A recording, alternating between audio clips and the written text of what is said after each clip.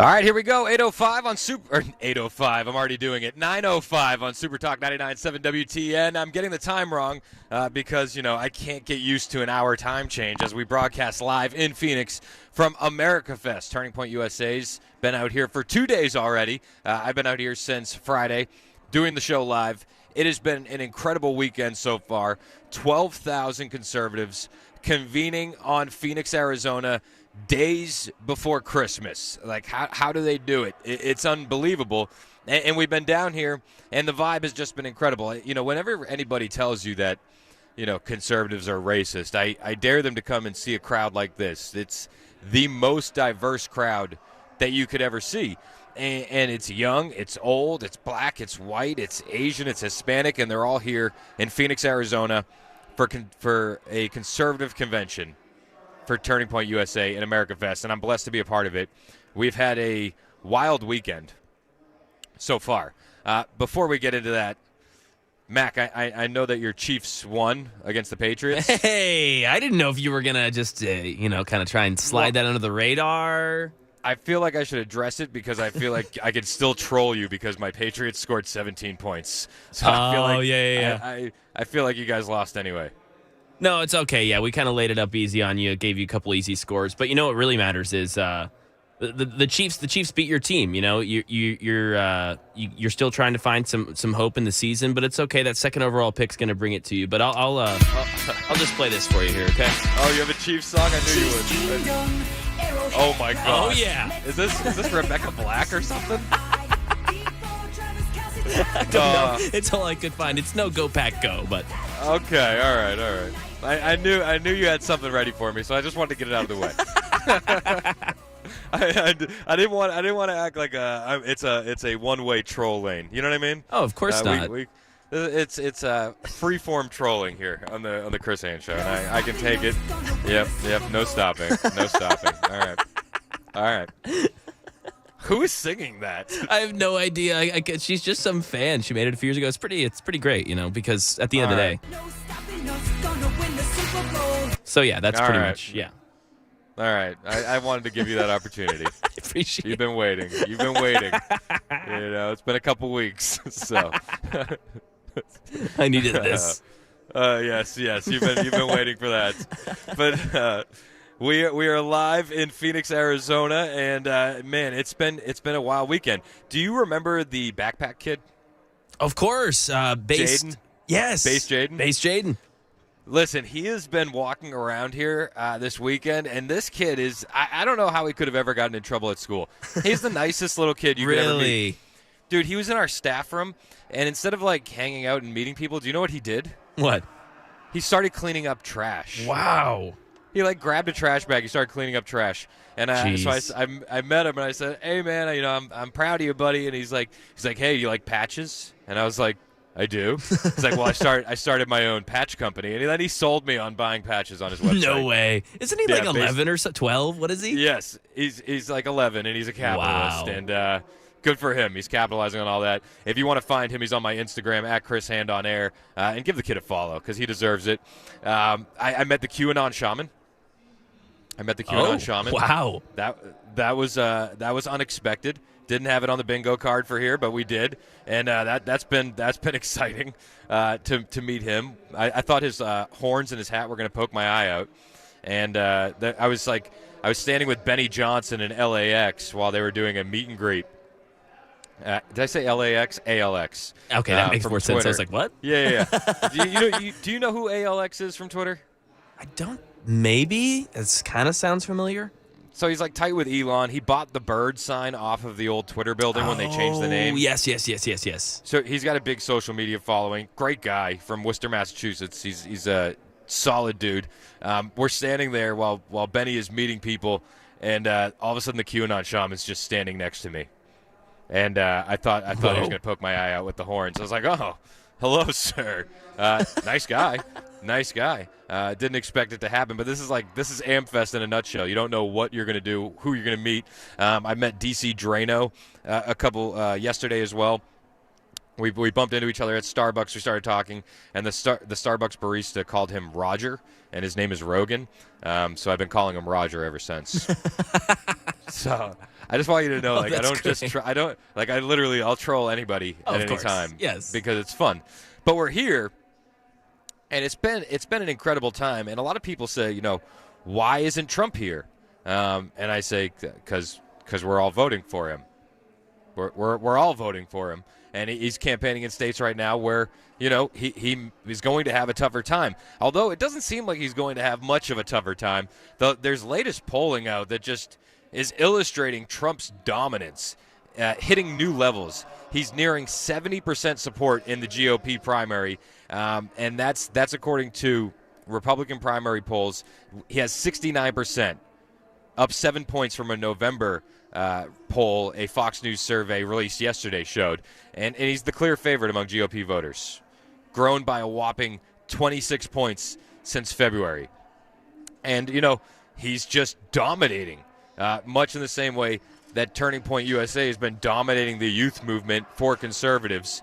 And I'll tell you what, the youth that are here, they are ready, they are motivated, and it's been really invigorating to see the energy level. And I wish that I could do justice to describe how this place looks. But there's a media row with about almost 100 outlets. Like next to me is broadcasting is Real America's Voice with Steve Bannon. Next to them is like Breitbart. You have Patrick Bet-David's Valuetainment podcast over here. You have every major news outlet's here. I was walking around with Morgan McMichael. Do you remember Morgan? She's been on the show before. Oh, of course. Yeah, Morgan's great. She was doing an interview with the BBC, which, the British Broadcasting Company. And it was funny, but, everybody is here. Every major media outlet, it feels like globally, is here. And the BBC was trying to get her on a couple questions. There's some in the sponsorship hall. We have exhibitors, we have people selling stuff, and there's a pro-life booth, and there's a sticker that said "Black Preborn Lives Matter." Black Preborn Lives Matter. And the lady from the BBC picked it up, and she's like, "Now, do you think that this is okay, even though it might offend people?" And Morgan's like, "Yep, that's okay." These things are illegal in England, but it's not illegal here. And we're grateful for that. As much as they try to criminalize speech, as much as they try to demonize us as extremists, people aren't buying it, and we're winning. And you can see it in the polls. We're up. And then you look at the other side over the weekend, what they've been up to. The Democrat staffer filming a gay sex escapade in the hearing room. Did you see that on your timeline like I saw it on my timeline? Yes. Whoa. Yes. Whoa. Yes, that is correct. Like, whoa. Yeah, another thing I didn't have on my bingo card was conservative Twitter, forcing gay porn onto my timeline. But it's 2023 and anything can happen. Now we're learning that the congressional staffer who appeared in the gay pornographic video filmed in a Senate hearing room has been fired. He was a staffer for Senator Ben Cardin, a Democrat out of Maryland, who announced in May that he's not running for re-election, which good to know that he got in front of that, because I don't think anybody would be voting for him if he was trying to run for re-election. But they said he's no longer employed by the U.S. Senate. They released a statement saying we will have no further comment on this personal matter, and that checks out. They're going to try and sweep this under the rug as quickly as possible. And you know what? I fear that they will. I fear that the Democrats will. How often do we talk about the topless transgender person that was on the White House lawn? We don't talk about it anymore at all. It never comes up. How often do we really talk about all of the facts that the Biden administration, I remember this tweet from October 27, 2020, Dr. Jill Biden, Dr. Biden on her Twitter account, because she's a doctor. She tweeted out, "Decency is on the ballot." Well, now we have Democrat staffers filming gay porn in the hearing rooms. We have transgenders that are topless on the White House lawn. We have the president's son smoking crack and taking naked pictures of himself. Decency is definitely on the ballot, and they're failing at it, much like they failed at everything else. Weird how that works out. Surprising. and you can hear the music behind me is getting going. And it's starting to get turned up here in the Phoenix Convention Center for AmFest. It's going to be another wild, wild day. I saw the NBC News headline that they were talking about that Senate staffer. Senate staffer alleged by conservative outlets to have had sex in a hearing room is no longer employed. And I mentioned this with Dan. No conservatives alleged this. No conservatives said that this was what they thought happened. This guy filmed himself in the Senate hearing room. He did that. And he texted the video to his friends. His identity went viral. Aiden Mazie Koropsky. And he released a statement on LinkedIn. And he said, "This has been a difficult time for me, as I've been attacked for who I love to pursue a political agenda." I don't think anybody's attacking him for who he loves. They're just saying that you shouldn't have sex in a Senate hearing room. I don't know why they would try and frame this as we're going after gay Democrats when this man filmed himself doing this. This man released the text messages to his friends, and then his friends, who he shouldn't have trusted in the first place, leaked the videos. And he goes on in his statement, "While some of my actions in the past have shown poor judgment, I love my job, and I would never disrespect my workplace." Yeah, that's his statement. "This has been a difficult time for me, as I've been attacked for who I love to pursue a political agenda. While some of my actions in the past have shown poor judgment, I love my job and would never disrespect my workplace." Weird. He adds, "Any attempts to characterize my actions otherwise are fabricated, and I will be exploring legal options, what legal options are available to me in these matters." He's trying to play the victim in this, but it's like, guy, you filmed yourself having sex in a Senate hearing room, and he's crying homophobia.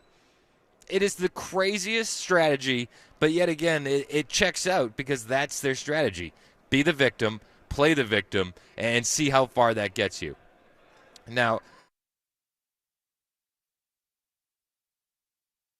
Aaron, over the weekend, it'll disappear. It'll be memory hold, like so many other failures of the Democrat Party, like so much of their other degenerate actions.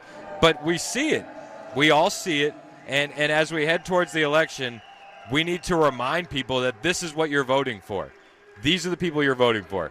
They're having sex in the Senate hearing rooms. They're shutting down highways for pro-Hamas protests. They're transgenders going topless on the White House lawn. This is the Democrat Party in 2023, and it shouldn't be confused. So when people are saying, "Oh, Trump said something mean," yes, and he also got his cheap gas, no new wars, and that's what we need back. You know, a booming economy. That's what we need to focus on as we move towards 2024, and we need to highlight the indecency and the degeneracy of the Democrat Party. But, you know, that part will be easy because it seems like they do it to themselves every step of the way. Again, we're live from AmFest, Turning Point USA's AmFest. It has been a wild couple of days. I mean, on day one, we had Charlie Kirk speak.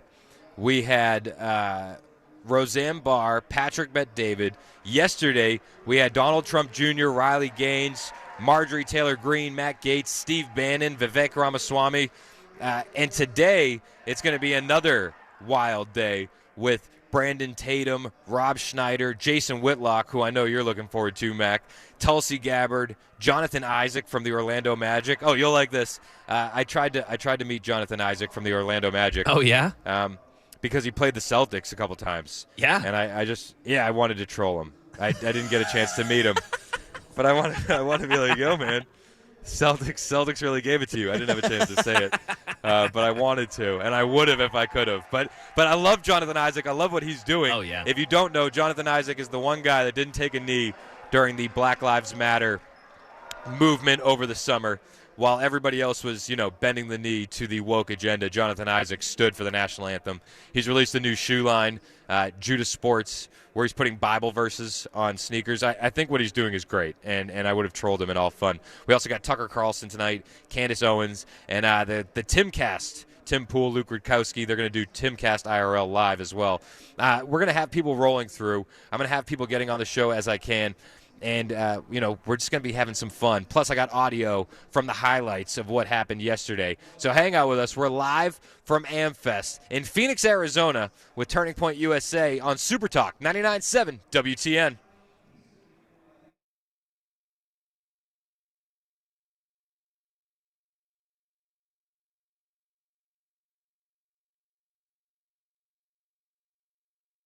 Hi, I'm Paul Winkler. What's one of the biggest mistakes that I find that investors make? Well, it's typically buying based on past performance. We look at our 401k, we try to decide which fund should I buy, and tend to look at historical past performance over 3.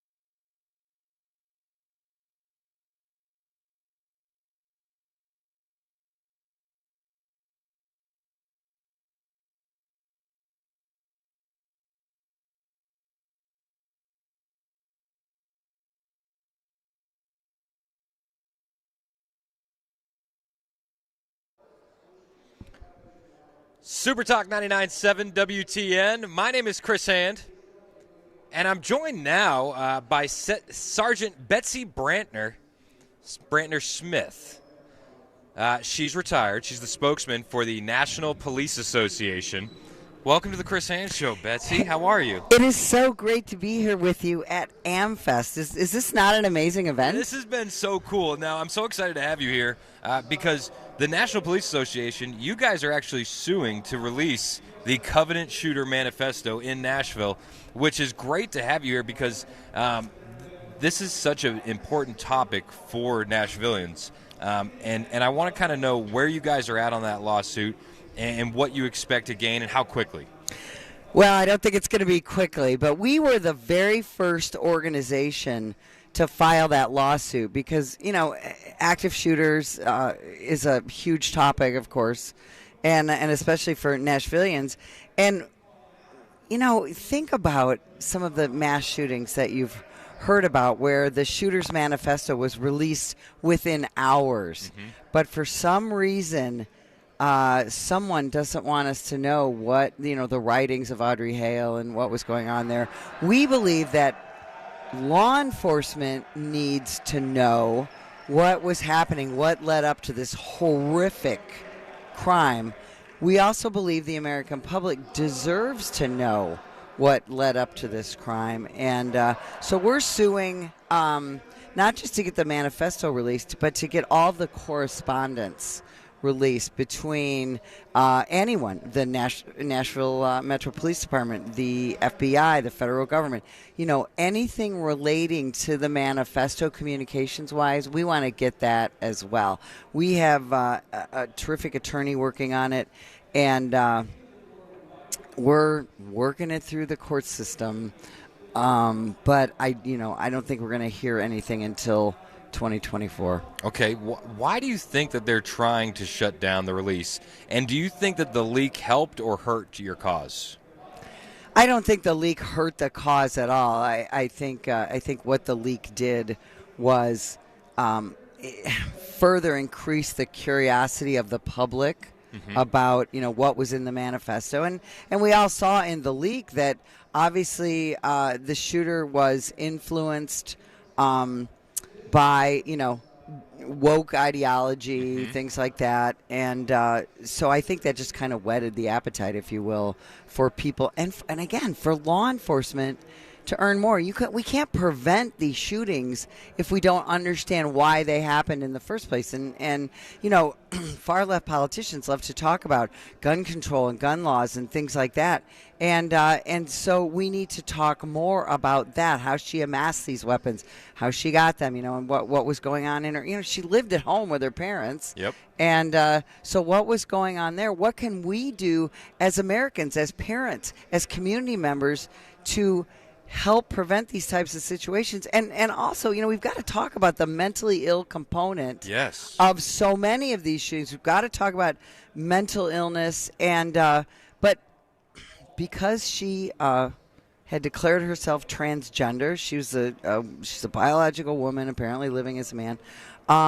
We need to understand that piece as well. And I personally believe that that's being hidden because it's going to come out that perhaps the medication she was taking to transition, was extremely bad for her psyche, and I think obviously she was influenced by someone or some people, because she was so angry about little white children, being a white person herself, and little rich people and this and that.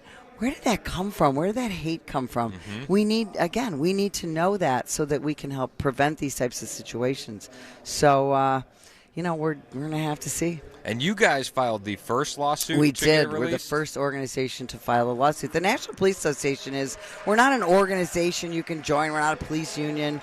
We are a 501c3 that helps fight the false narrative in this country that somehow American law enforcement is the problem. Oh, and it seems like the American law enforcement is one of the biggest victims of the false narrative, and it doesn't seem like it helps people want to become police officers moving forward. And then we're losing strong men who go, you know what? If I go into this line of work and I put my life on the line and I put myself in danger, I could end up like Derek Chauvin and be arrested for just doing my job when somebody ODs on fentanyl. There was just a survey that came out, what concerns police officers. And the public always thinks, well, it must be getting shot, getting hurt, things like that. The number one concern of current police officers is, am I going to get indicted?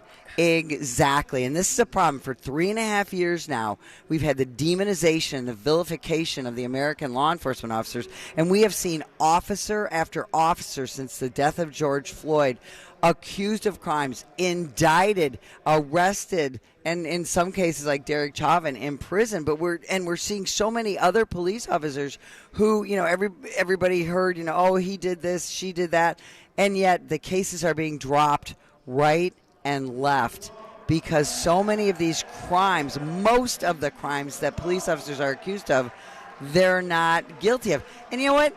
I was a cop for 29 years. And we have a saying in law enforcement: nobody hates a bad cop more than a good cop. Amen.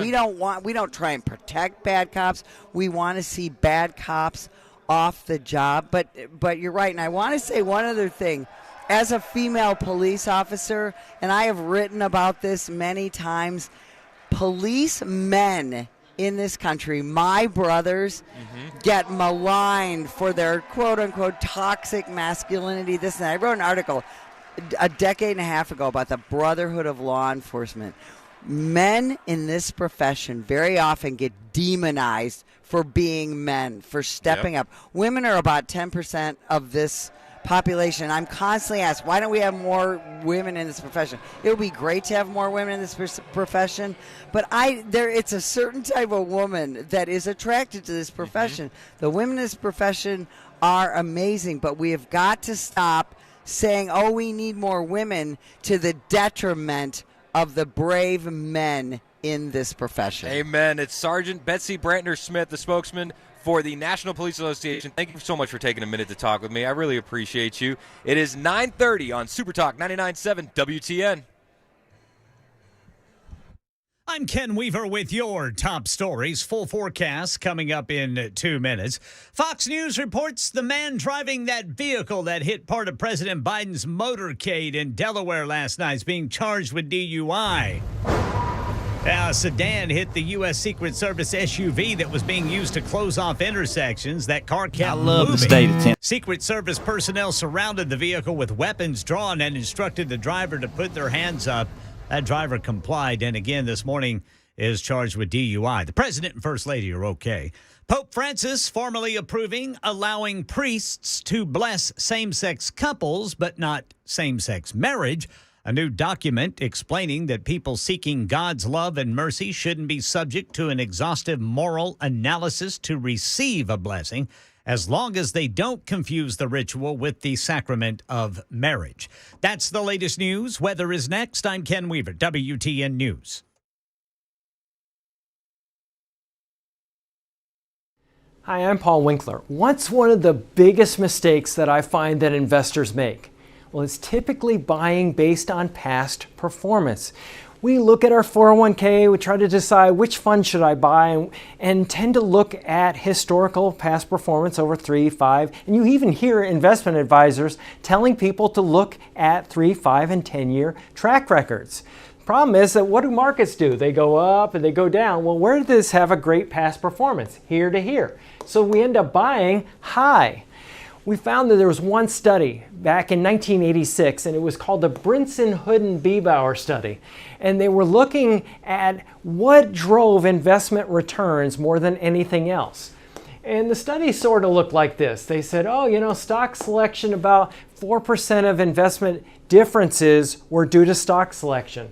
About 2% was due to market timing differences. Asset mix, asset allocation, that was the big deal.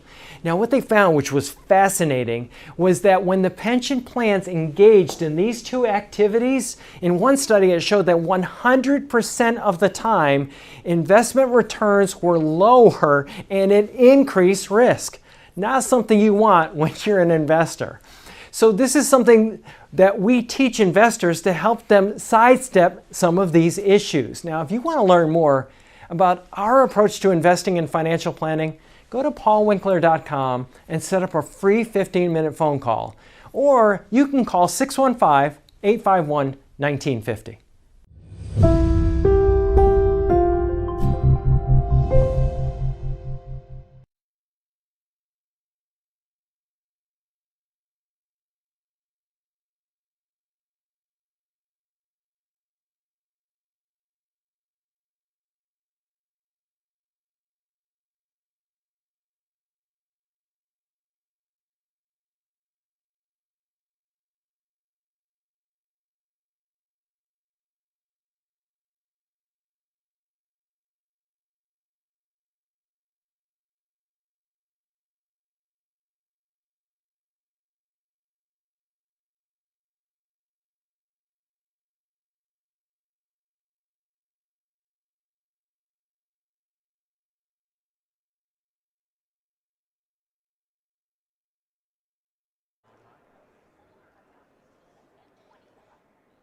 Hey, it's Chris Hand from my friends at Busy Bee Plumbing, Heating, and Cooling live down here in Phoenix. And, Phoenix, these guys have so many needs for HVAC, and it gets me thinking, it's time for you to get your heating system serviced the best way, the Busy Bee way, with Busy Bee Plumbing, Heating, and Cooling. Don't wait for a problem to pop up with your heat this time of year. It's time to be proactive. Keep your unit in tip-top shape. Now, whether you need annual maintenance, repair, or replacement heating and air system, call who I trust, Busy Bee Plumbing, Heating, and Cooling. You will not find a better value on replacement systems. They offer up to 12 months, no payment, no interest, with approved credit. It pays in so many ways to sign up for that annual maintenance on your plumbing, heating, and air systems from Busy Bee. And for added rewards and savings, sign up to be a Busy Bee Hive member. You get thorough annual maintenance on your plumbing, heating, and air systems, no overtime charges 24/7, and 10% off all repairs. Remember, they also have convenient Saturday availability for those maintenance calls, so you will never be left out in the cold.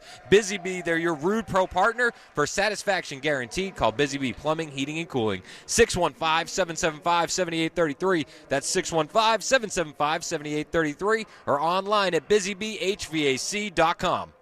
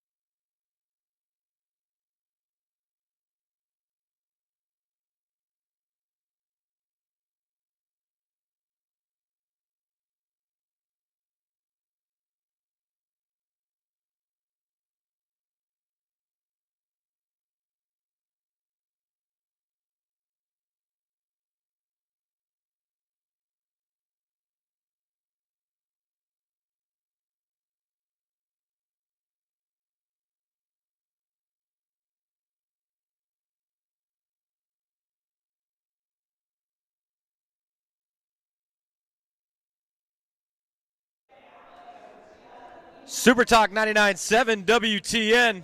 My name is Chris Hand.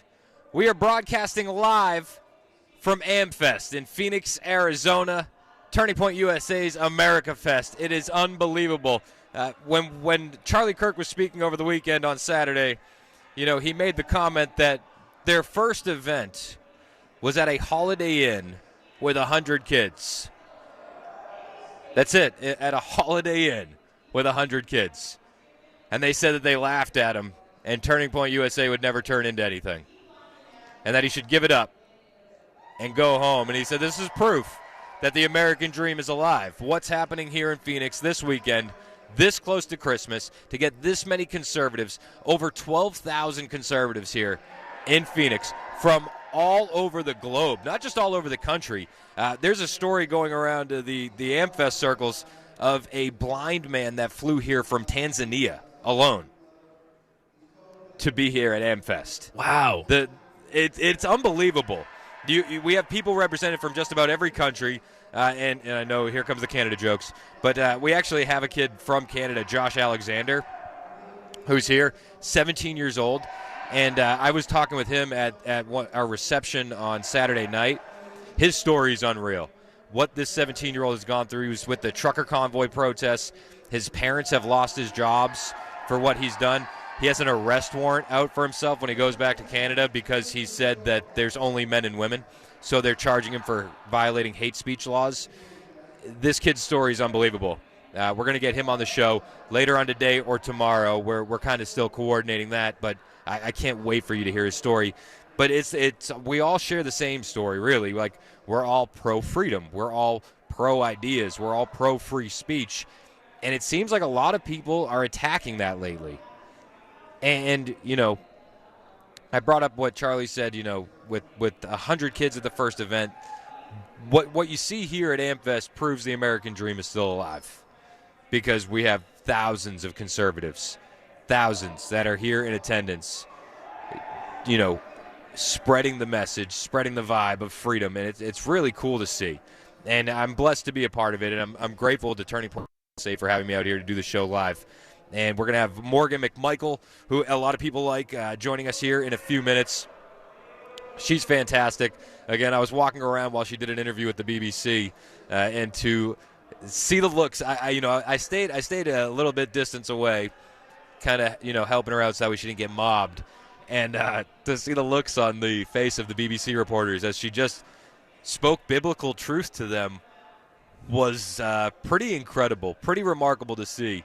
And we take the freedoms that we have in this country for granted, and they shout us down, and they don't like, our ideas. They don't like the fact that we speak our mind, and we persevere. We keep going. Now, there was a lot of speakers over the weekend at America Fest. One of them, hold on, let me get my notes here. One of them was Charlie Kirk, and he brought up the topic of masculinity. And I thought that this was so on point because there's so many young men in attendance here who are told constantly, your masculinity is toxic. You don't be a strong man, be a beta, basically, in that sense. And Charlie Kirk had this to say about masculinity. Countless countries, though, were lost by weak beta males. And at Turning Point USA, not only do we celebrate masculinity, we believe that masculinity is the answer to so many of our problems in this country. And let's put that poll up again. The most conservative that young boys have been in 50 years. There's a lot of negative news out there, everybody. But young boys and young men are looking for something to connect to that gives them purpose, that says it's okay to be a man, that says there's not unlimited genders. And by the way, just so we're clear, I got this from Billboard Chris. There are no genders, two sexes, and unlimited personalities. That's the way that we should all answer it. Unlimited personalities. I love that. Unlimited personalities. That is the way we should answer it. Two sexes, unlimited personalities. That's the way we should go about this. And Charlie has a way of speaking. He has a way of connecting with this audience, and the young guys in this audience are looking up to it. And I'll tell you what, there are a lot of young men here. And if you ever want to have hope for the future of America, come to a conference like America Fest. Come to the ActCon, where that Turning Point Action does. Come to Young Women's Leadership Summit that they do in Dallas in the spring or around June. You see these young people that are mobilizing and want to spread the message of free market, limited government, capitalism, and it's so refreshing to see. I can't stress enough how much hope it actually gives you when you see all these young people here, supporting this and getting involved. It really gives me hope when, at times it's easy to get discouraged. It's easy to feel like the deck is stacked against us. But here we are, and we persevere. So it's cool to see, and you can see all these people here, hearing that message of freedom. And it's not just Turning Point here this weekend. It's also Turning Point Action, which is the 501c4, the political wing of Turning Point. A lot of people don't realize Turning Point USA is a 501c3. They can't take a political stance on a lot of things. They can get into the culture realm. They can get into the cultural arena. But really what they want to do is spread the conservative message on college campuses. Small government, free markets, capitalism, deals. Because on the college campuses, that's where it's under attack the most. And you see it. You see it every day. You see it. I mean, you see it with the Harvard professor saying, "Oh, well, genocide's just you're allowed to call for genocide against a certain group of people." Conservatives are under attack. So we need organizations like this that are going to step up and spread these messages. Mac, I sent you that Charlie Kirk audio as well. And I also sent you that Matt Gaetz was doing a speech for Action yesterday. And Matt Gaetz kind of leaned in on what a lot of us have been talking about as conservatives, that we want Tucker as the VP. If you can play that Matt Gaetz clip for me, Mac. And who knows? Maybe we'll even get Tucker Carlson joining President Trump in the White House as his VP. Trump Tucker 2024. The world might not be ready, but I'm ready. Are you ready? I'm ready.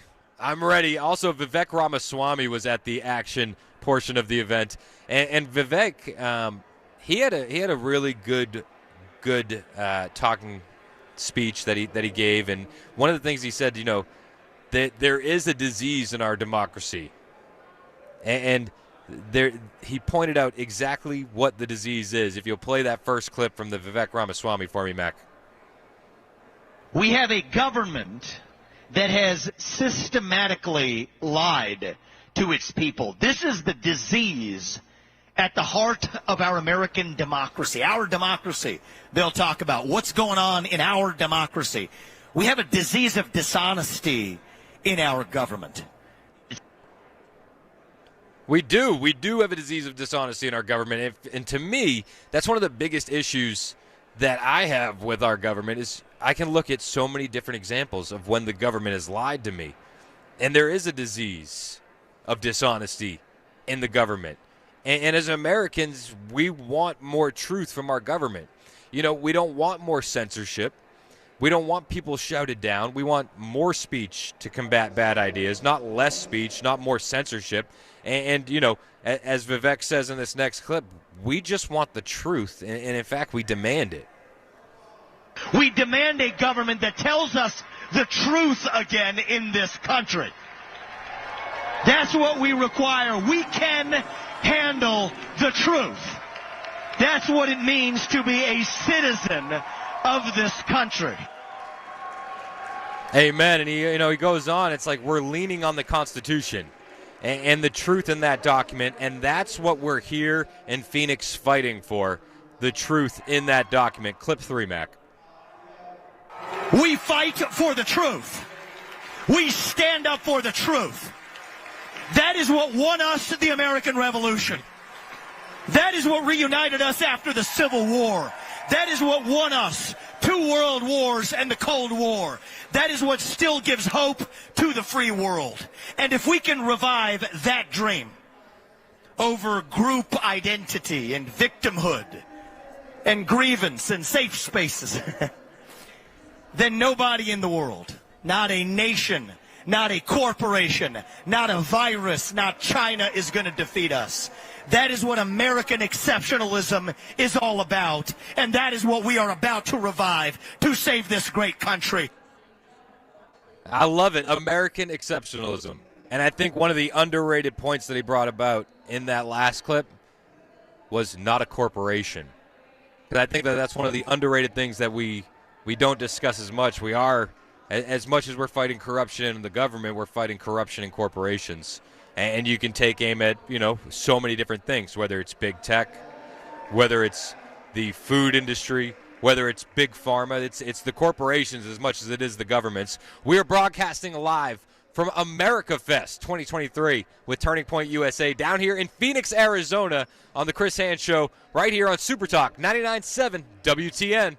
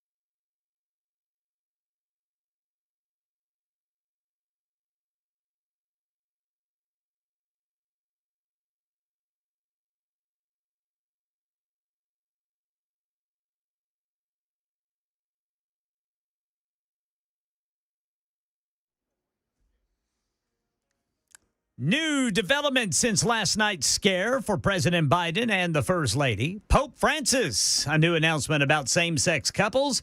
Former President Trump under fire, but still surging in the polls. And a local nonprofit blood center says it is ready to make more donations, rather take more donations, that is, from gay and bisexual donors.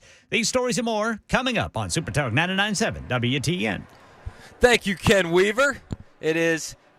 What time is it? 9:58. It's 9:58. Hey, there it is. I had to do the math in my head. Adding one is tough. I'm broadcasting live from Phoenix, Arizona. We're down here at Turning Point USA's AmFest. So hyped to be here. The crowd is piling in. It's getting wild on Media Row. And I got a text here from 3200 that said, "Hey, great T-shirt for Trump Tucker 2024, TNT 2024." That was from a first-time texter, 3200. TNT. Wouldn't that be awesome? It would be worth it just for that T-shirt. On the way, we're going to be talking with Morgan McMichael, a contributor for Turning Point USA. Plus, we got tons to get into as far as the news goes. I mean, the border is still a mess. Spoiler alert. The Democrats are still a mess. Spoiler alert. And Trump still way up in the polls. Spoiler alert. It is now 9:59 on Super Talk 99.7 WTN. Ken Weaver standing by with the latest headlines.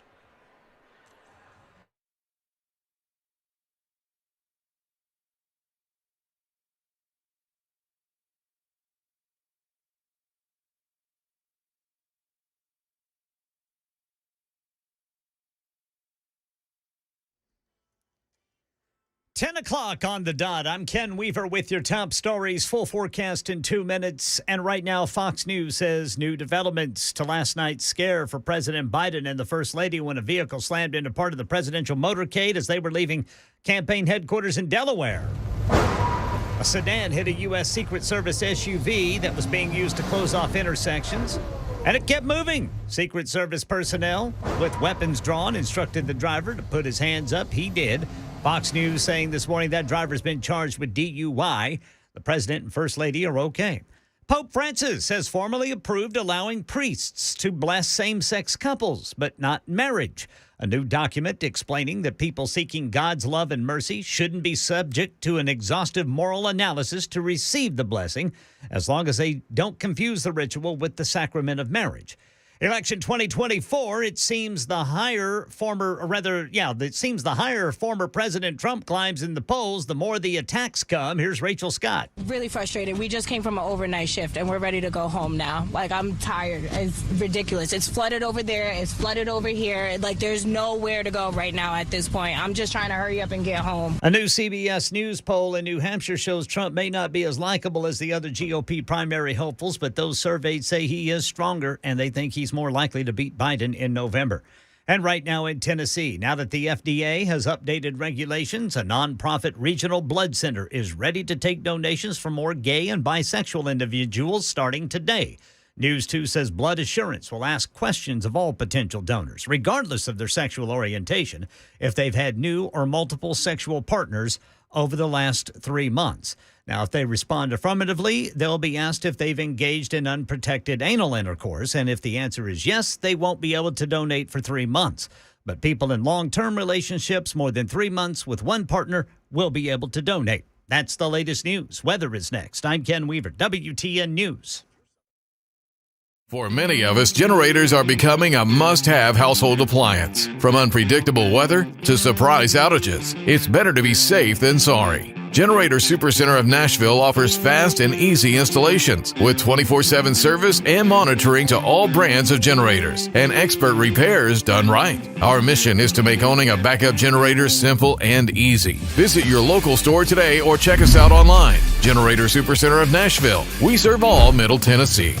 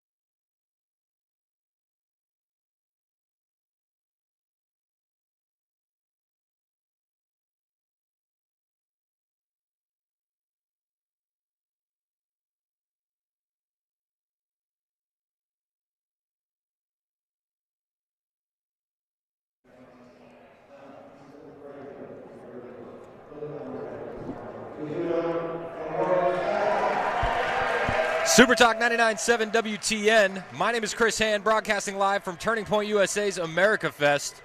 Live, joined now by Morgan McMichael. Hello, everybody. Turning Point USA contributor. What's up, Morgan? We're just hanging out this morning. It's Dude. bright and early. We got War Room in the background. It's a great day. I know, the crowd is like chanting USA randomly. I love it. We love to see it. American. So, tell me about America Fest. Tell me about, why Turning Point USA does this every year and why it's so important. I mean, this is our most important. It's our largest event of the year. This year we have 13,000 attendees, which is just incredible. We have thousands of high school chapters and college chapters across the nation. So it's really, really cool to see not only Gen Z, but the millennials, the Gen Xers, even some boomers here, all hanging out, all for one reason, and that's because we all love America and want to preserve our country and the foundations that our founding fathers have paved for us. And it's just really awesome to be around just thousands of God-loving, country-loving people. It's crazy to think, people call the Conservative Party racist and full of bigots, but you look at this crowd, and I don't think I've been around a more diverse crowd than here at America Fest. That is very, very true. We are very physically diverse, religiously diverse. There is people from all different backgrounds. All 50 states are actually represented here at America Fest, and I believe over 13 countries. So it just shows, freedom isn't just loved by Americans, but also by multiple other countries from around the world, which is just incredible. I know, and did you hear the story about the blind man flying here alone from Tanzania? I did not. Yes. Is this real? This is a true story. Oh, my goodness. A blind man flew by himself from Tanzania. That's incredible. It's I incredible. love that he's here. I didn't know that they knew about Turning Point USA in Tanzania. Oh, they know about Turning Point all over the world. We are known all over the world. And that's what I think is really cool. This is a gathering of just American loving people from around the country, from around the world, all here for one mission.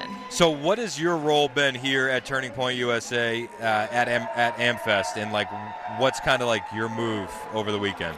This whole weekend, we've been doing a lot of media, talking to a lot of different shows and podcasts. I mean, we've got a huge media row this year with over 200 outlets, I believe, of just for anyone and who is everybody is here, even like the New York Times and the Washington Post, who, may write hit pieces on us, but hey, all press is good press in my eyes. So we've been doing a lot of that, and honestly, mingling and meeting our students. That's what I love the most about Turning Point USA is our student chapter leaders and students that are in these chapters, because they're the ones that are really paving the way for the next generation, educating people in their chapters about America, and that's who I love the most is the students. So that's an underrated portion of Turning Point that somebody on the outside doesn't really know a lot about. What does Turning Point USA do on the school chapters? What is the focus, what is the mission, and what is your role in that? We are the largest conservative grassroots student organization in the country. I mean, we have, I believe, over 1,000 high school chapters, which is incredible to see, especially when you talk about, the wokeness going on in our country, the indoctrination. The students are the ones in high school that we got to start them young, and we need to teach them, hey, this is not okay. So my role with this is, I travel to a lot of these high schools, colleges on tour with Charlie and Candace, and really just talking to the students and giving them a reason to speak out, not to bow down and fear cancel culture, and just give them a reason to believe in something. And is the message received positively when you go to high school and college campuses? It depends on the area. I've been protested, which is really funny. I'm a 24-year-old girl, dropped out of college to work for Turning Point USA, and I love nothing more than my job and just life in America. And it's really ironic when I see a lot of leftists try and protest me, or me getting kicked off of a college campus or told I can't host an event. And it really just gives me more ammunition to keep going, because you know what? If they try and silence my voice, think about the hundreds and thousands of voices that they're silencing around the campus. Well, and they often accuse you of hate speech, but Yep. what are the radical ideas that you push? It's so radical that I believe in two genders. It's scary, women are women and men are men. Oh it's my so gosh. radical. It's so radical to think that, America isn't a racist country to this day. What? And systemic racism, doesn't exist. Toxic masculinity doesn't exist. The feminist movement has lied to women for decades. And, it's these ideas that the left seems like they think are absolutely crazy. Well, and Charlie talked about this during his speech, that he gets emails from women who kind of wake up to the lies and look around, and they're now in their 40s, and all they really have to show for it is cats. Yep. Why do you think that do you think the feminist movement was hijacked, or do you think that this was really like the intention all along. No, I think the feminist movement since the beginning, look at Margaret Sanger, Elizabeth Cady, go back to the Seneca Falls Convention and everything that started the feminist movement. After women's suffrage, we got the right to vote. Great. I am pro-women voting in the country, for the record. I'm not one of the repeal the 19th women, okay? Okay, good. But flash forward past that, the feminist movement has been undermining women for decades, promoting abortion as womanhood since the early times, and even the eugenics movement of, wanting to eradicate African-American children in our country. So the feminist movement has been morphed over the years of promoting birth control. And then it was morphed into, hey, we need to climb the corporate ladder now and compete against men because, we're not being fulfilled at the home, when really that's, I think, the most beneficial place that women can be is providing in the household in a different way. Climbing the corporate ladder is another thing. We have to go to upper education and do all these things. And it's crazy because the more and more women I talk to nowadays feel like that the feminist movement has been lying to them, especially with the transgenderism issue, because the transgender whole issue has been now wrapped up to be women, pro-women. It's like if you are anti-trans women, you're not pro-women. Yeah, where's the feminist movement when it comes to men and women's sports? That's what I want to know, too. Yeah. It's like they think that that's okay, though. And this is what I think just generational brainwashing, generational conditioning on social media, that these women think that men competing in women's sports is okay. Now, you're big on social media. What are your handles? You guys can find me at Morgan, MORGONN, on all platforms. Would you warn against parents letting their kids on social media? Absolutely. Absolutely. Especially, I call it the pornified society that we're living in. If a young man, a young boy is on Instagram, is on TikTok, which I think TikTok is absolutely psychological warfare and it's hurting our children 100% and just showing them things that they don't need to see. But Instagram, Snapchat, TikTok, Facebook, even every single social media platform is socially conditioning our children from a young age. Even the TV shows, the media, it's turning our kids' brains into mush. They're addicted to iPads, they're addicted to games, and it's just showing things that kids don't need to see. So would you give your kids technology? No. No, not at all. See, I was raised in a pretty strict household. Like, I didn't have a phone until I was halfway through high school.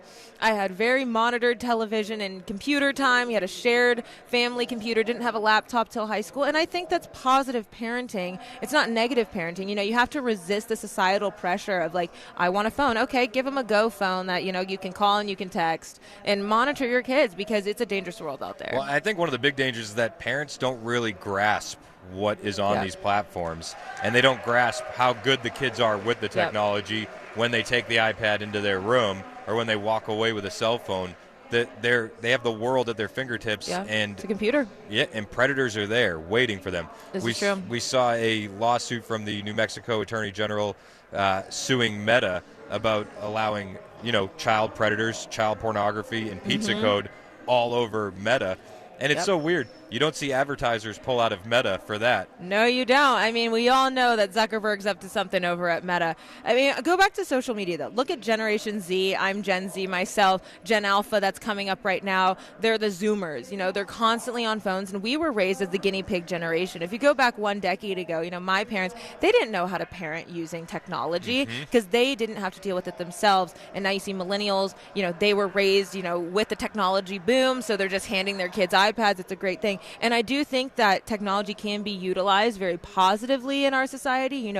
The world's knowledge is at our fingertips. Charlie talks about college as a scam. You can pull up and learn anything right at your fingertips. So we need to use it in positive ways and not allow, the government, we can't allow social media platforms to control our thoughts. And we just have to be really careful what's being shown to us because it's definitely subliminal messaging. Yeah, and I wouldn't say it's a good idea to give your kid a phone to watch Coco Melon at a restaurant. Not. No. And these kids' programs are almost just as bad as the social media companies. I mean, Coco Melon is literally hitting those endorphin receptors in kids' brains with how quickly they change scenes. And how much do you know about that and what they're doing in these TV shows? A little bit, but it's really interesting that you're talking about that because that's how young they're starting out. Attacking our next generation, attacking our kids. It's basically from birth. Yep. And it's really scary to see. It's not just the teenagers on TikTok, but it's generationally our entire group of children right now. I mean, even Disney what they're doing is a little sick, actually a lot sick. And I think we are just going to need to continue to push back and, allow our kids to go outside and touch grass every once in a while. Amen our to next that. generation doesn't need to be socially conditioned. They don't need to be put in a little bunker with an iPad. That's not going to give them any social skills in the future. And that's what we're seeing a lot of our next generation look like. I know, and I don't want the conversation to be total doom and gloom. And Yeah, it's not, I the world's promise. coming to an end.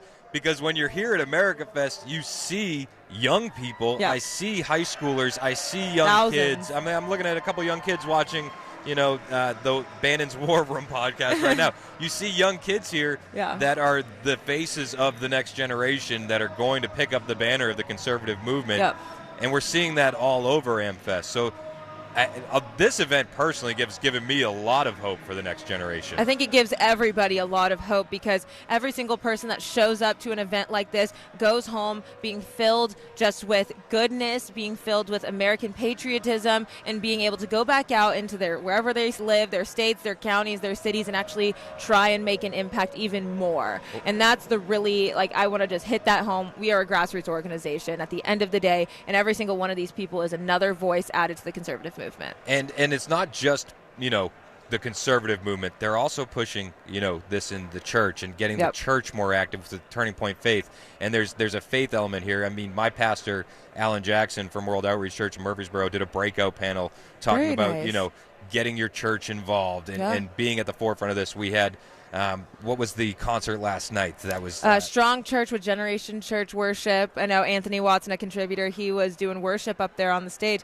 And that's so amazing to just see multiple different congregations, not just from Arizona, but from around the country, all gather together. And it's super important to even educate those congregations to be able to talk about not just politics, because, I don't think church necessarily should talk about politics, but talking about biblical truths. Yes, and I feel like there is an awakening happening in the Christian movement where people are kind of like, okay, we need to get more active. What do we do? Yeah, you got to get involved. You have to be involved, and you cannot fear speaking out for biblical truth, for absolute truth. And I will say this, if we don't have absolute truth, then what do we have to stand on? Amen. So what are you looking forward to as the America Fest continues? What are you most excited about in the next couple days? Today is day 3. I am really, really excited to see Tucker Carlson tonight and Tim Cass live. I love watching them. So those are going to be my big 2 that I'll get to watch, obviously watching Charlie Kirk as well. But honestly, just interacting with so many of our students and our attendees and hanging out in the student lounge, which is something really new to Turning Point's events this year, which I think has been a phenomenal addition. Oh, they did something in the student so lounge cool. yesterday that I thought was so Speed cool. dating. They did speed dating for conservatives. It's like, one of the things that the next generation has a tough time with is dating, especially if you're conservative, because you don't want to just jump on Tinder. What a great way to meet your future husband or potential future wife at America Fest. You've got Christians, you got conservatives. They're pre-vetted to come in here. What better way to meet someone? I think it's great. And I've been working with Turning Point for a little bit, and it's like there's so many stories of people that have worked here that have gotten married and gone on to start families, and now you're seeing it here just by attending an event. You can meet somebody. There were hundreds of students that were so eager and excited about our speed dating event in the student lounge, and it just made me so happy to see these students also just super excited about something. I mean, they're just excited to be here. I mean, some of these students, parents have taken out a credit card to get them a flight here, applied for travel stipends, really just scraped their allowances to get tickets to this event, which I just think is so, so cool about it. It's just like these kids want to be here because they want to be a part of something bigger than themselves. Yeah, and that's what we're doing here all weekend long and through Tuesday. I mean, I say all weekend long. It's like the days are kind of melting together, right? I don't know what day it is. Yeah, I don't have any idea. I don't know what time it is. I don't know what day it is. But thank you for stopping by and kind of sharing what you're doing here at America Fest. I think it's awesome. One more time, where can people find you on Instagram and Twitter? You guys can find me on all social media at MorGonn, at Morgan, MorGonn. If you can spell it, you can find me. All right, perfect. That's Morgan McMichael, Turning Point USA contributor, stepping in and joining us for a couple minutes on the Chris Hand Show. We are live in Phoenix at Turning Point USA's America Fest 2023. You can find all sorts of behind-the-scenes footage on my socials as well, at Chris Hand on Air. One of the things I thought was cool yesterday was you giving a tour to the media members from the BBC. I was doing that. I was giving them a whole tour from the British Broadcasting Channel. I know, and I was standing back a little bit, and I don't know the questions they asked you, but judging by their faces, I feel like you offended them a little bit. You know, it's going to be interesting to see how this all comes about in a couple of months. I can't wait to see how the BBC edits that together. Oh, me too. It's going to be awesome. Thanks for joining us, Morgan. Thank you, Chris. It is 10:20 on Super Talk 99.7 WTN. Hang out with us. Yep. Wow.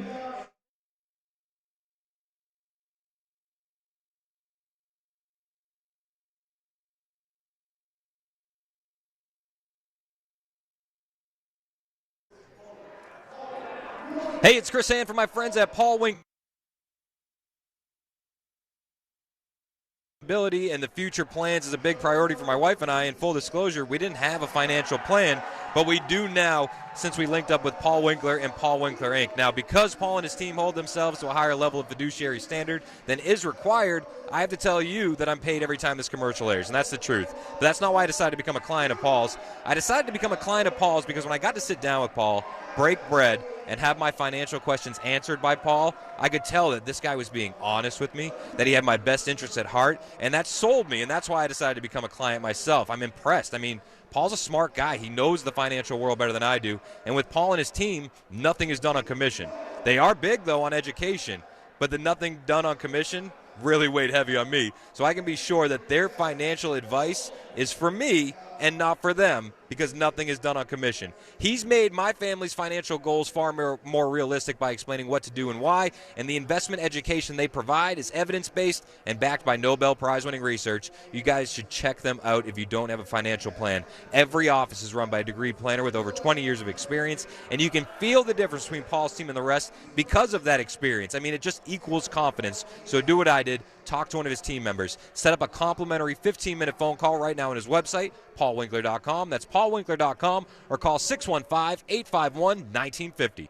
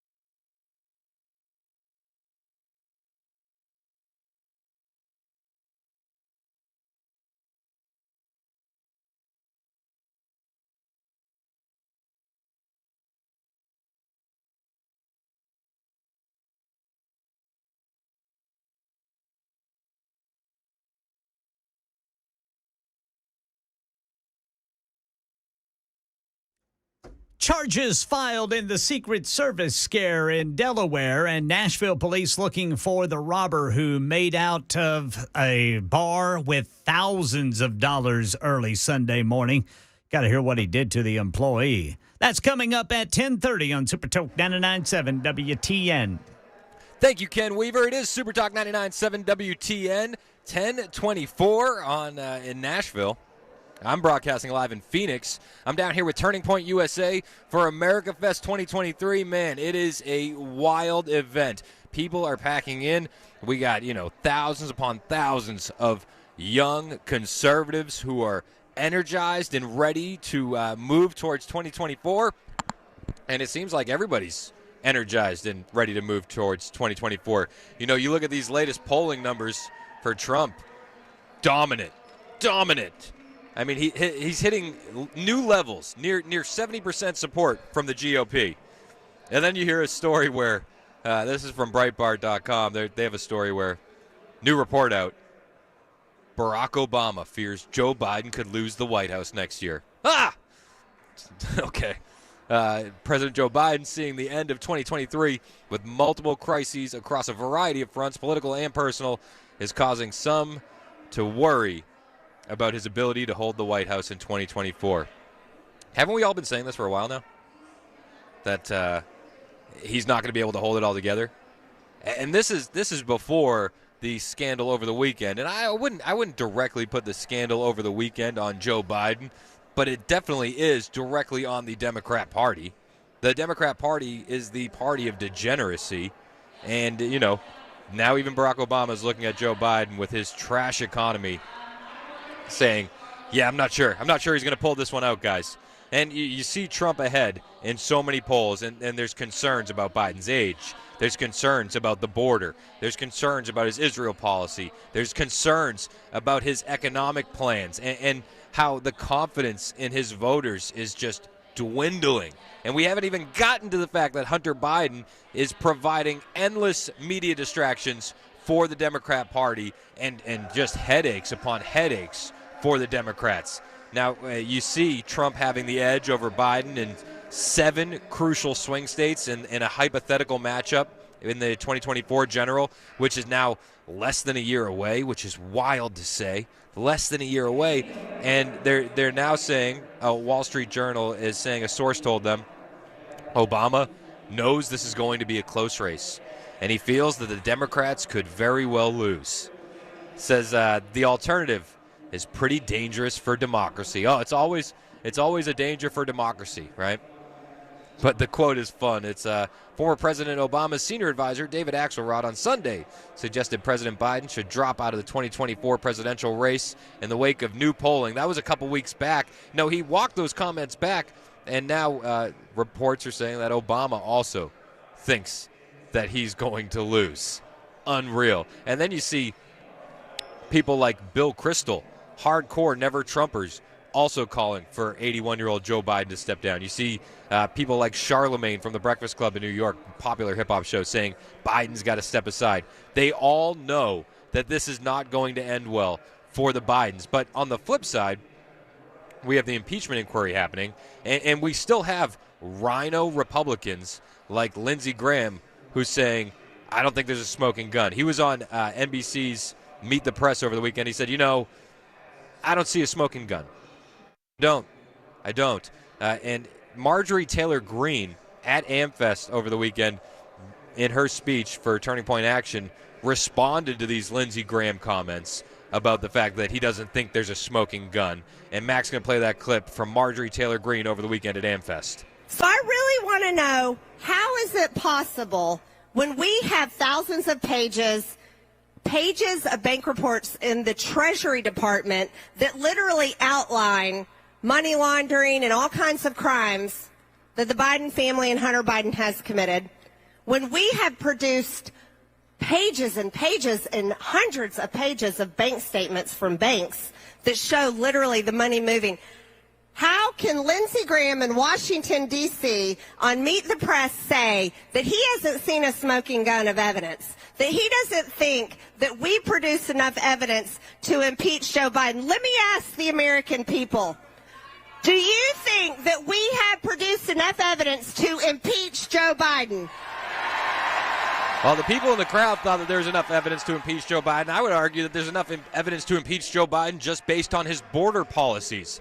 However, Washington Post, Brooks and Marcus, where they were on PBS NewsHour, and there's a columnist from the Washington Post, Ruth Marcus, said on the border, President Joe Biden has to do something, but because it's gotten much worse, but he hasn't had the political freedom to do so.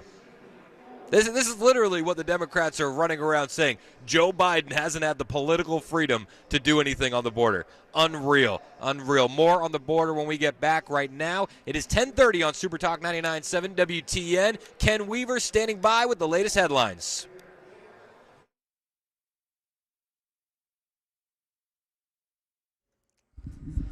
Heads up in traffic. Got a water main break that's going to require northbound and southbound Nolensville Road to be closed for a period of time just north of Nolensville. Northbound traffic will detour via Burkett Road at Whitmore Lane. Then southbound traffic will detour via Pettis Road at Old Hickory Boulevard. The driver who struck President Biden's motorcade last night is charged with DUI. President and First Lady were not hurt. Fox News says that driver hit one SUV, then continued on before they were able to get him stopped. From the Vatican, Pope Francis has approved blessings for same-sex couples if the rituals don't resemble marriage. And here in Nashville, Channel 4's Joylyn Bukovac says police are looking for the robber who pulled a gun on an employee at an arcade bar early Sunday morning. The suspect then tied the employee to a chair with an extension cord and then taped his hands to the armrest. Investigators say this happened around 6 o'clock Sunday morning when that employee was taking out the trash. Now, the robber got away with thousands of dollars from the up-down bar. That's the latest news. Weather's next. I'm Ken Weaver, WTN News. Hi, I'm Paul Winkler. What's one of the biggest mistakes that I find that investors make? Well, it's typically buying based on past performance.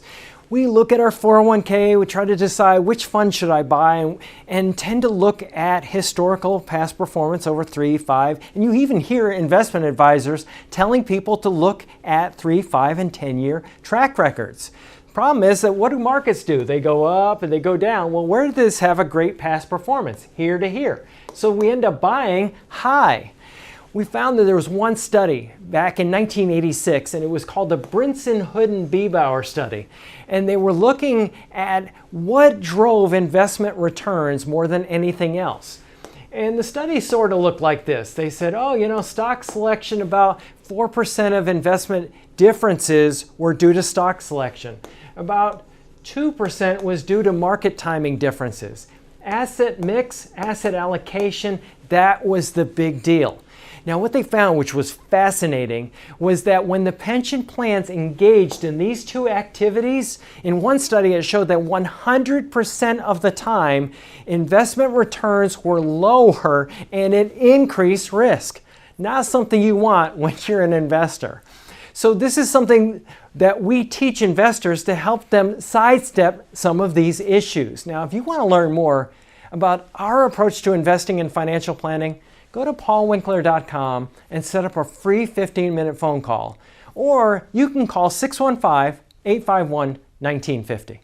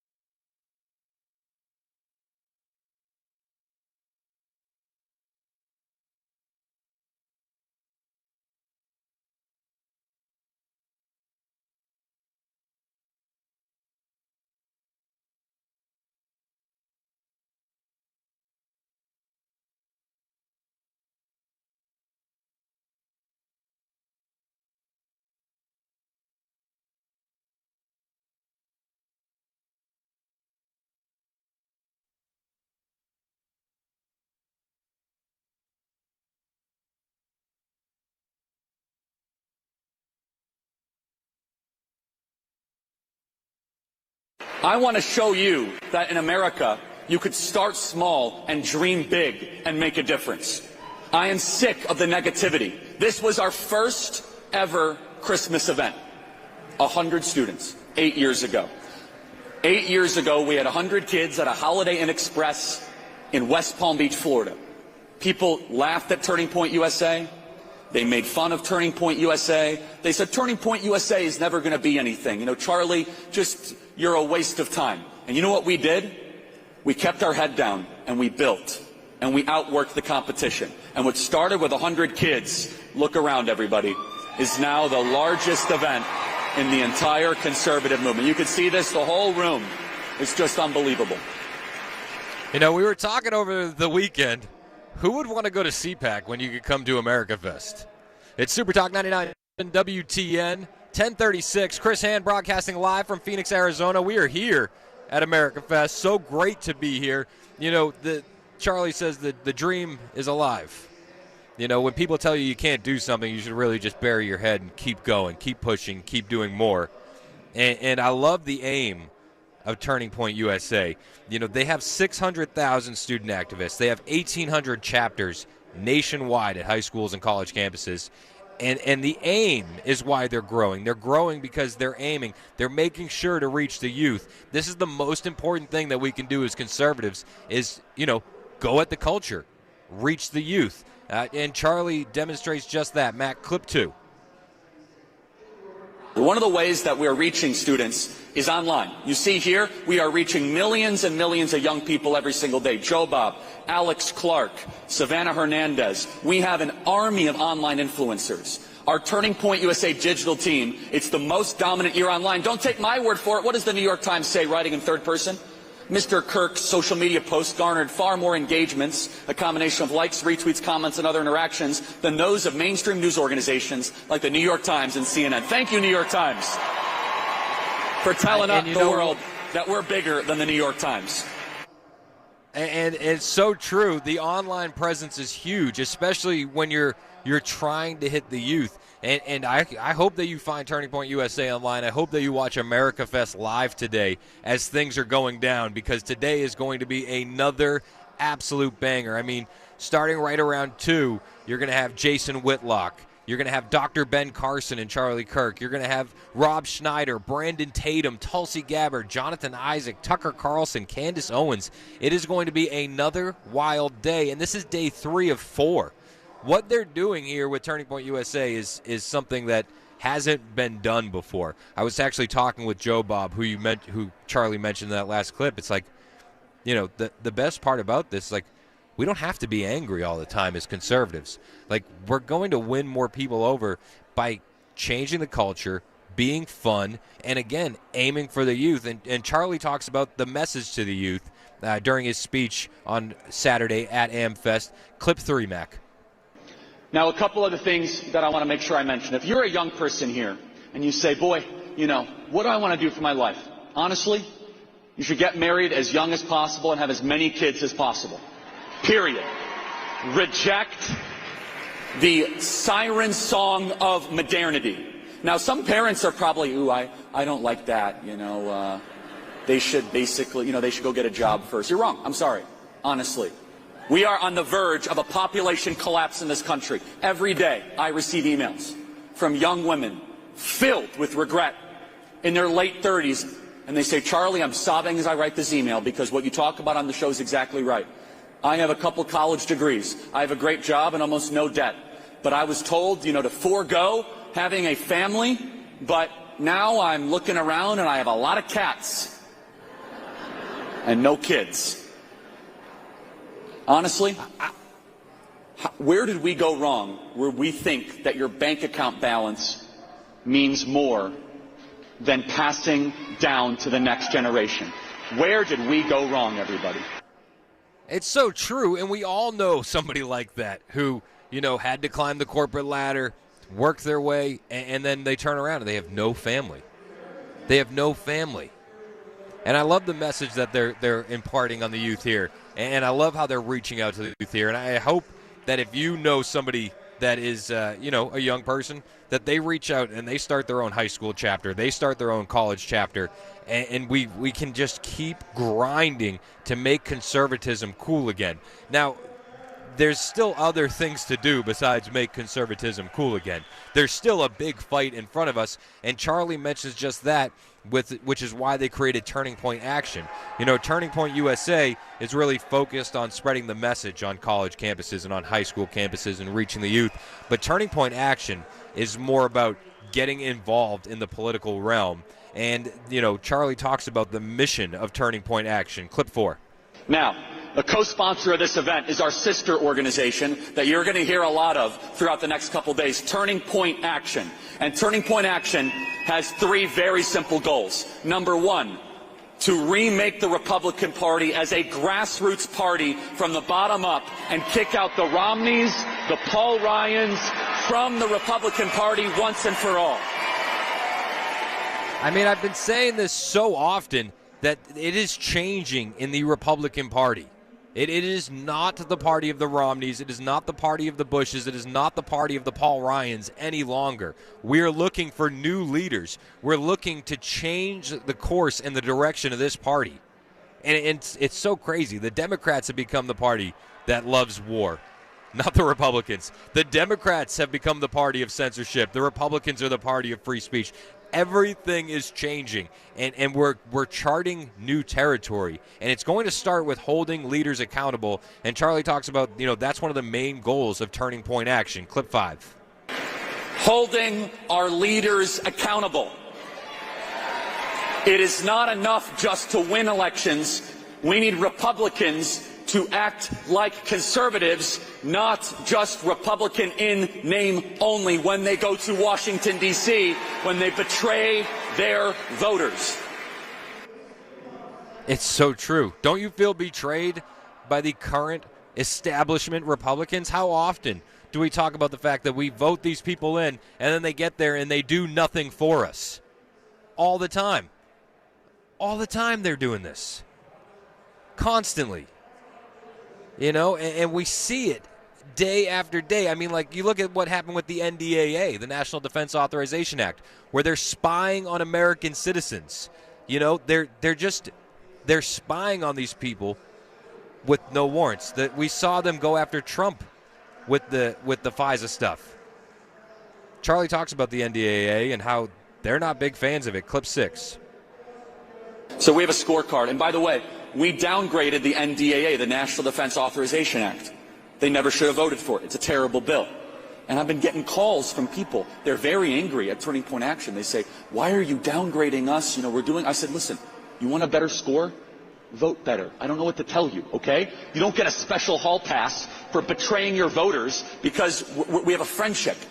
Everybody, I don't know about you, but I've cut enough excuses for these Republicans over the last decade. I've seen enough. These Republicans need to feel the heat of the grassroots. And do you want to know the good news, everybody? The good news is that you get it, but your leaders don't. You want results. You want a border more than you want Zelensky to get more billions of dollars. Amen.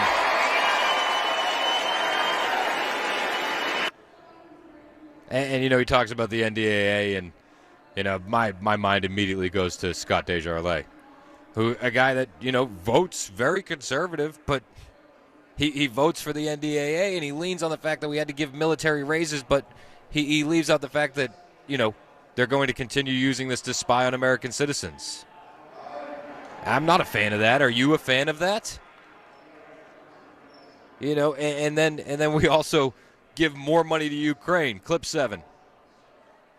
You are repulsed when you see that go-go dancer show up with the turtle and Chuck Schumer and demand more of your taxpayer dollars while we are being invaded on a daily basis. I find it insulting that Senate Republicans have been able to get $200 billion to Ukraine while we cannot secure the southern border. You want an end to the medical child mutilation of our children that is called trans surgery. Period. Amen. You do not want to hear a Republican Party constantly try and protect the interests and the feelings of Democrats.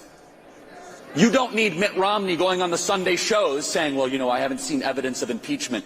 Excuse me, Willard Mitt Romney. I've seen evidence of impeachment before he was president. Joe Biden is a traitor to the United States. Period. He is a traitor to the United States. And that's Charlie Kirk on Friday, live at Turning Point USA's America Fest. And I'm joined now by Turning Point USA contributor Joe Bob. Joe Bob, what's up, man? I feel like I got to explain that ridiculous name. Actually, it might not be ridiculous where we are right now. No, but if you weren't just listening to talk radio and you were watching this, you can be like a brown guy named Joe Bob. One grandpa was Joe, the other one was Bob. So we'll clear that up off the gate. But dude, what's up? What's up? This is a wild event. It's so wild where it's like you guys are all walking around. I'm like, I don't know if they're watching on YouTube. I'm like waving Joe Bob down. So we're So we're live on YouTube. People can text in questions at 615-737-9986. Joe Bob was just walking by and I was like, yo, come on over here. Well, and you also told me about this, and I stupidly forgot about it because I had another thing earlier in the morning, but that thing got canceled. So I was just taking my time moseying over. There was another thing that was more important than the Chris Hand show. Yes, significantly. No, but I don't know. What are you talking about? We were kind of going through Charlie's speech on Friday, talking about that. But you know, we can switch gears. Joe Bob is a Turning Point USA contributor. He's also a stand-up comedian. I loved what you said the other day about how, you know, we don't have to be angry about everything as conservatives all the time, and we can turn this party into a little bit more fun, and that we're going to attract more people that way. I told you that in confidence, Chris. I wasn't expecting to be outed on the radio here. All right. No, but I genuinely agree with that. I think Michael Knowles says this a lot, too. It's like conservatives have more fun. Are in real life, they are having more fun as individuals. And so, for some reason, that doesn't necessarily come across in the mediascape. Everybody kind of seems angry all the time. Yeah. But again, in real life, conservatives are raising their families, going to jobs and earning a living and coming home and playing with their kids and doing things that are genuinely more fun. They're not sitting at home anxiety-riddled on a bunch of different mental medications trying to navigate the treachery of lefty mindsets. And so with that, given that conservatives in real life are having more fun, why not also have more fun in the media space and, I don't know, as much as you can try to make fun of the other side, not necessarily rather than get angry, because there are things to get angry about, but also, you know, why not? There's a lot of comedic material being put out by a lot of and you do that as well. I'm joined by Turning Point USA contributor Joe Bob Talefi. Is that how you pronounce your last name? It doesn't matter. How do I do it? Talefi, like Talefi. Okay. But also, considering the first name is as weird as it is, we don't generally get to the last names. Fair enough. It's just Joe Bob. Where can we find you on Instagram and on Twitter?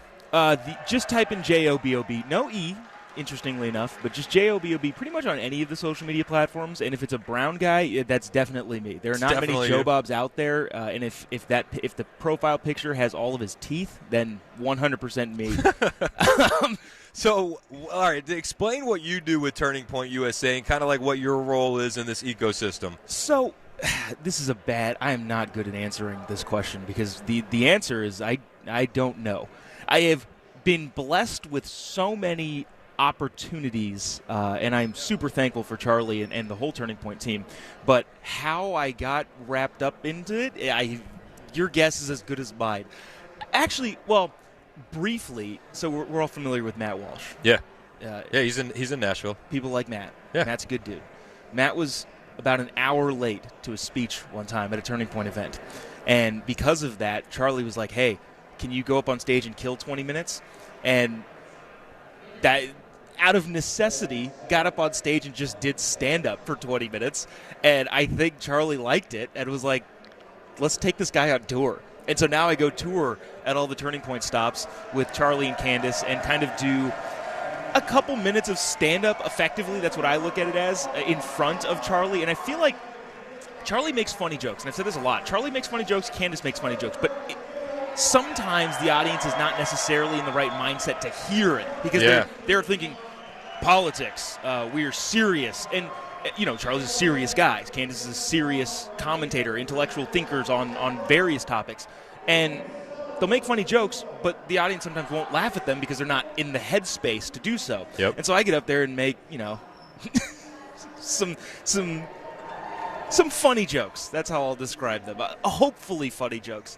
And get the audience laughing and a little bit loose. And I hope that helps with kind of the overall event, especially when you get into the Q&A section, which is everybody's favorite part. The fire Instagram reels that you see or YouTube shorts or TikToks all come from the Q&A sections. Yes. Because it gets fiery. And I think hopefully what I do somewhat loosens up people for that segment. So you go around, you're on college campuses, and you're telling jokes, and a lot of people can't deal with that. A lot of people get visibly upset by your jokes. Well, that's their problem. I don't care. Well, the thing, too, is, I feel like, I don't know, I'm not I have never been accused of being the most based.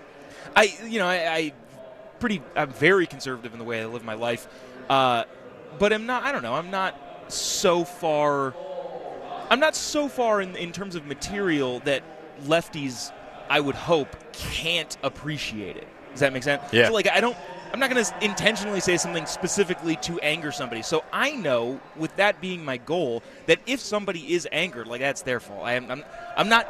My goal is not to provoke you. The goal is to make a joke. Yep. And I have a lot of lefty friends. I live in California, which is behind enemy lines. I have a lot of lefty friends, and none of us hate each other. We all get along, obviously, because, again, the goal is not to be mean. And if that's the goal, then yeah, I would feel a different way about people getting quote-unquote offended. But because the goal is not to, I don't want to make people feel bad. I just want to make fun of a funny situation. If you happen to put yourself in a funny situation and don't realize it and get upset by me making fun of that situation, who cares? Pound sand, I don't care. I love it. We're joined by TPUSA contributor Joe Bob Tailefi. Was I close? Yeah, it was the same exact pronunciation when you did it wrong the last time. Oh. It doesn't matter. Tell you what, I'm only going to screw it up 10 more times. No, I think now the running joke is to mispronounce it as much as possible. Jabib Talefi. Yeah, Jabib Talefi. All right. Yeah. Thanks, Joe Bob. Yeah, dude. Hang out with us. We got more on the way. It's the Chris Hand Show on Super Talk 99.7 WTN.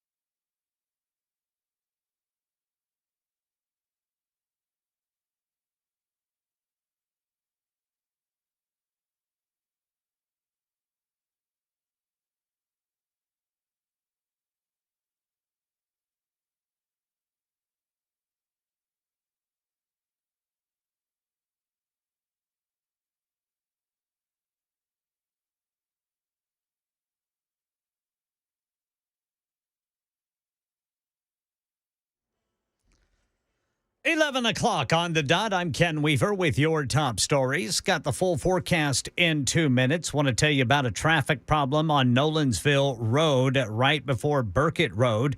You've got north and southbound Nolensville Road shut down due to a water main break. They are diverting traffic either side there. The Pope approves blessings for same-sex couples if the rituals don't resemble marriage.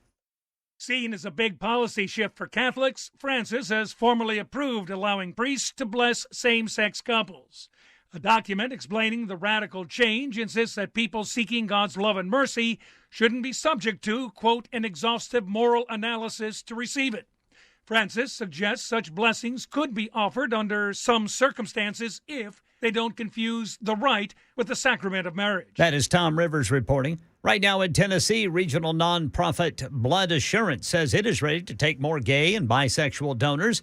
News 2 says potential donors, regardless of sexual orientation, will be asked a series of questions, like if they've had new or multiple sexual partners over the last 3 months. And if they have, they'll be asked if they've engaged in anal intercourse with any of their partners. And if they have, they'll be deferred for 3 months. But individuals in long-term relationships, more than 3 months, with one partner will no longer be deferred.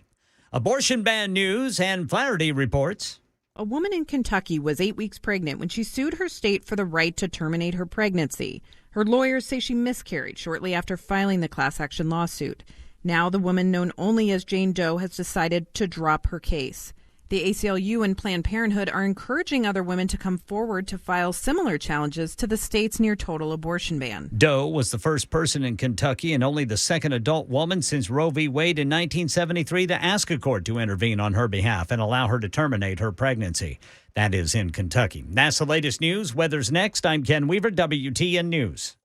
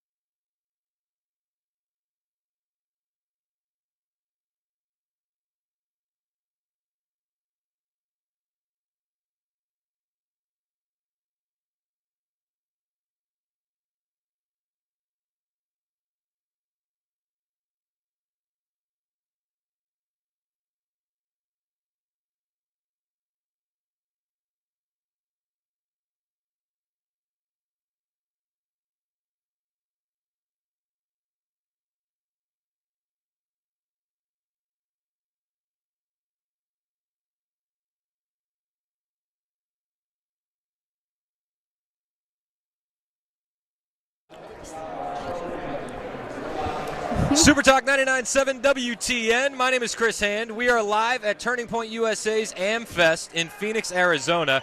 I have no idea what time it is. Is it 11 in Nashville? It's 11 in Nashville. It's 10 in Phoenix. It's 10 in Phoenix. The 1 hour difference messes me up the most. I love your bumper music. Thank you. I got gangster bumper music. Oh, that's awesome. I'm joined by Turning Point USA contributor Joe Bob and Turning Point's chief marketing officer, Marina Minas. And about to be. It's did true. you have this set up? Yeah, I got that set All up. right. Yeah. We'll get it turned on as well. I'm not gonna. You tease. No, don't tell him yet. And because it's still gonna happen. You don't wanna, it's got to happen. I don't want to say it and then have it not happen. Yeah. Okay. All right. But all right, Marina, what the heck is going on here in Phoenix, Arizona? Well, we're filled with 15,000 conservatives in the best conference in America. So if you're not here, you're missing out, and you need to buy your tickets for next year. Yes, get your tickets early. Now, we were getting questions from people for Joe Bob, who does stand-up, and our friend Tim texted, he said, Joe Bob, in your stand-up routines, do you still perform in non-conservative venues, clubs, etc.? How are you received, and how do you handle lefty hecklers? Unfortunately, I can't answer the second two questions because the first answer is no. I don't want to say that I'm not welcome there, but it's much more difficult to get into a bunch of the traditional comedy clubs for me, and so I've kind of resorted to going to smaller theaters. And there's way more money in that, so I'm going to continue doing it that way. He's a capitalist. Oh, dude, 100%. Free markets all the way, and I'm going to take the money over having to deal. So I've never actually had to deal with a lefty heckler. I was going to say, do you even have hecklers? No, I don't have hecklers, and the reason is because I think a lot of the people that would heckle can't afford the ticket price, and I'm cool with that. Joe Bob, how much are you charging these people? Not a lot. It's like $35 tickets, so like it's not huge. But nobody's going to pay $35 to yell at somebody on stage. I would. You would? I would pay. Yeah, depending on who it was. That's a cheap price to yell at somebody. So we do the Turning Point tours, and Charlie always does the Q&A stuff, and so literally the people that hate him the most get a microphone in order to be able to yell at him for free. And I kind of think that's a little cathartic. Like, they're like, the person they hate the most, they get to scream at them for free. People aren't going to pay to scream at me, but, like, I think he's doing a service to the lefty community, allowing them to speak their mind. Well, he wants to talk to everybody, I so know. Yeah. the best way I'm to all do about that it. is make it free. Yeah. That's Marina Minas, the chief marketing officer for Turning Point USA, and Joe Bob, Turning Point USA contributor. Yeah, she's one of them. Yep. She's one of them. She's my boss. I'm your boss. Marina yeah. is the boss. Yeah. How did you get to Turning Point USA? I worked at Fox in Washington, D.C., and then Turning Point wanted a CMO, and they had a headhunter, and I was familiar with Charlie because he came on our network a lot. And then through a few interviews, I said, okay, I guess I'm moving to Phoenix. So what kind of planning goes into an event like this? How do you guys get the wheels rolling to do? Months and months and months of planning. So we have a great events team, and there's about 12 people on there. But if you come to our event, you would think we have a team of 50. So it's tons of planning and logistics and scheduling talent and the breakout sessions and panels. It's a lot, but it's worth it. You know what my favorite part about this event is, or these Turning Point events in general, is the intros. Yeah. Like when I was a kid, I loved like the WWE intros, like when the glass would shatter and Stone Cold Steve Austin would come out. Like that's so cool. That's one of my bumper musics. And we do that here, and it's awesome. Yeah. Like, I mean, no offense, I've seen a lot of these people speak before, and so it is sometimes you go and sometimes you don't. But I'm always there for the big intros. It's so cool.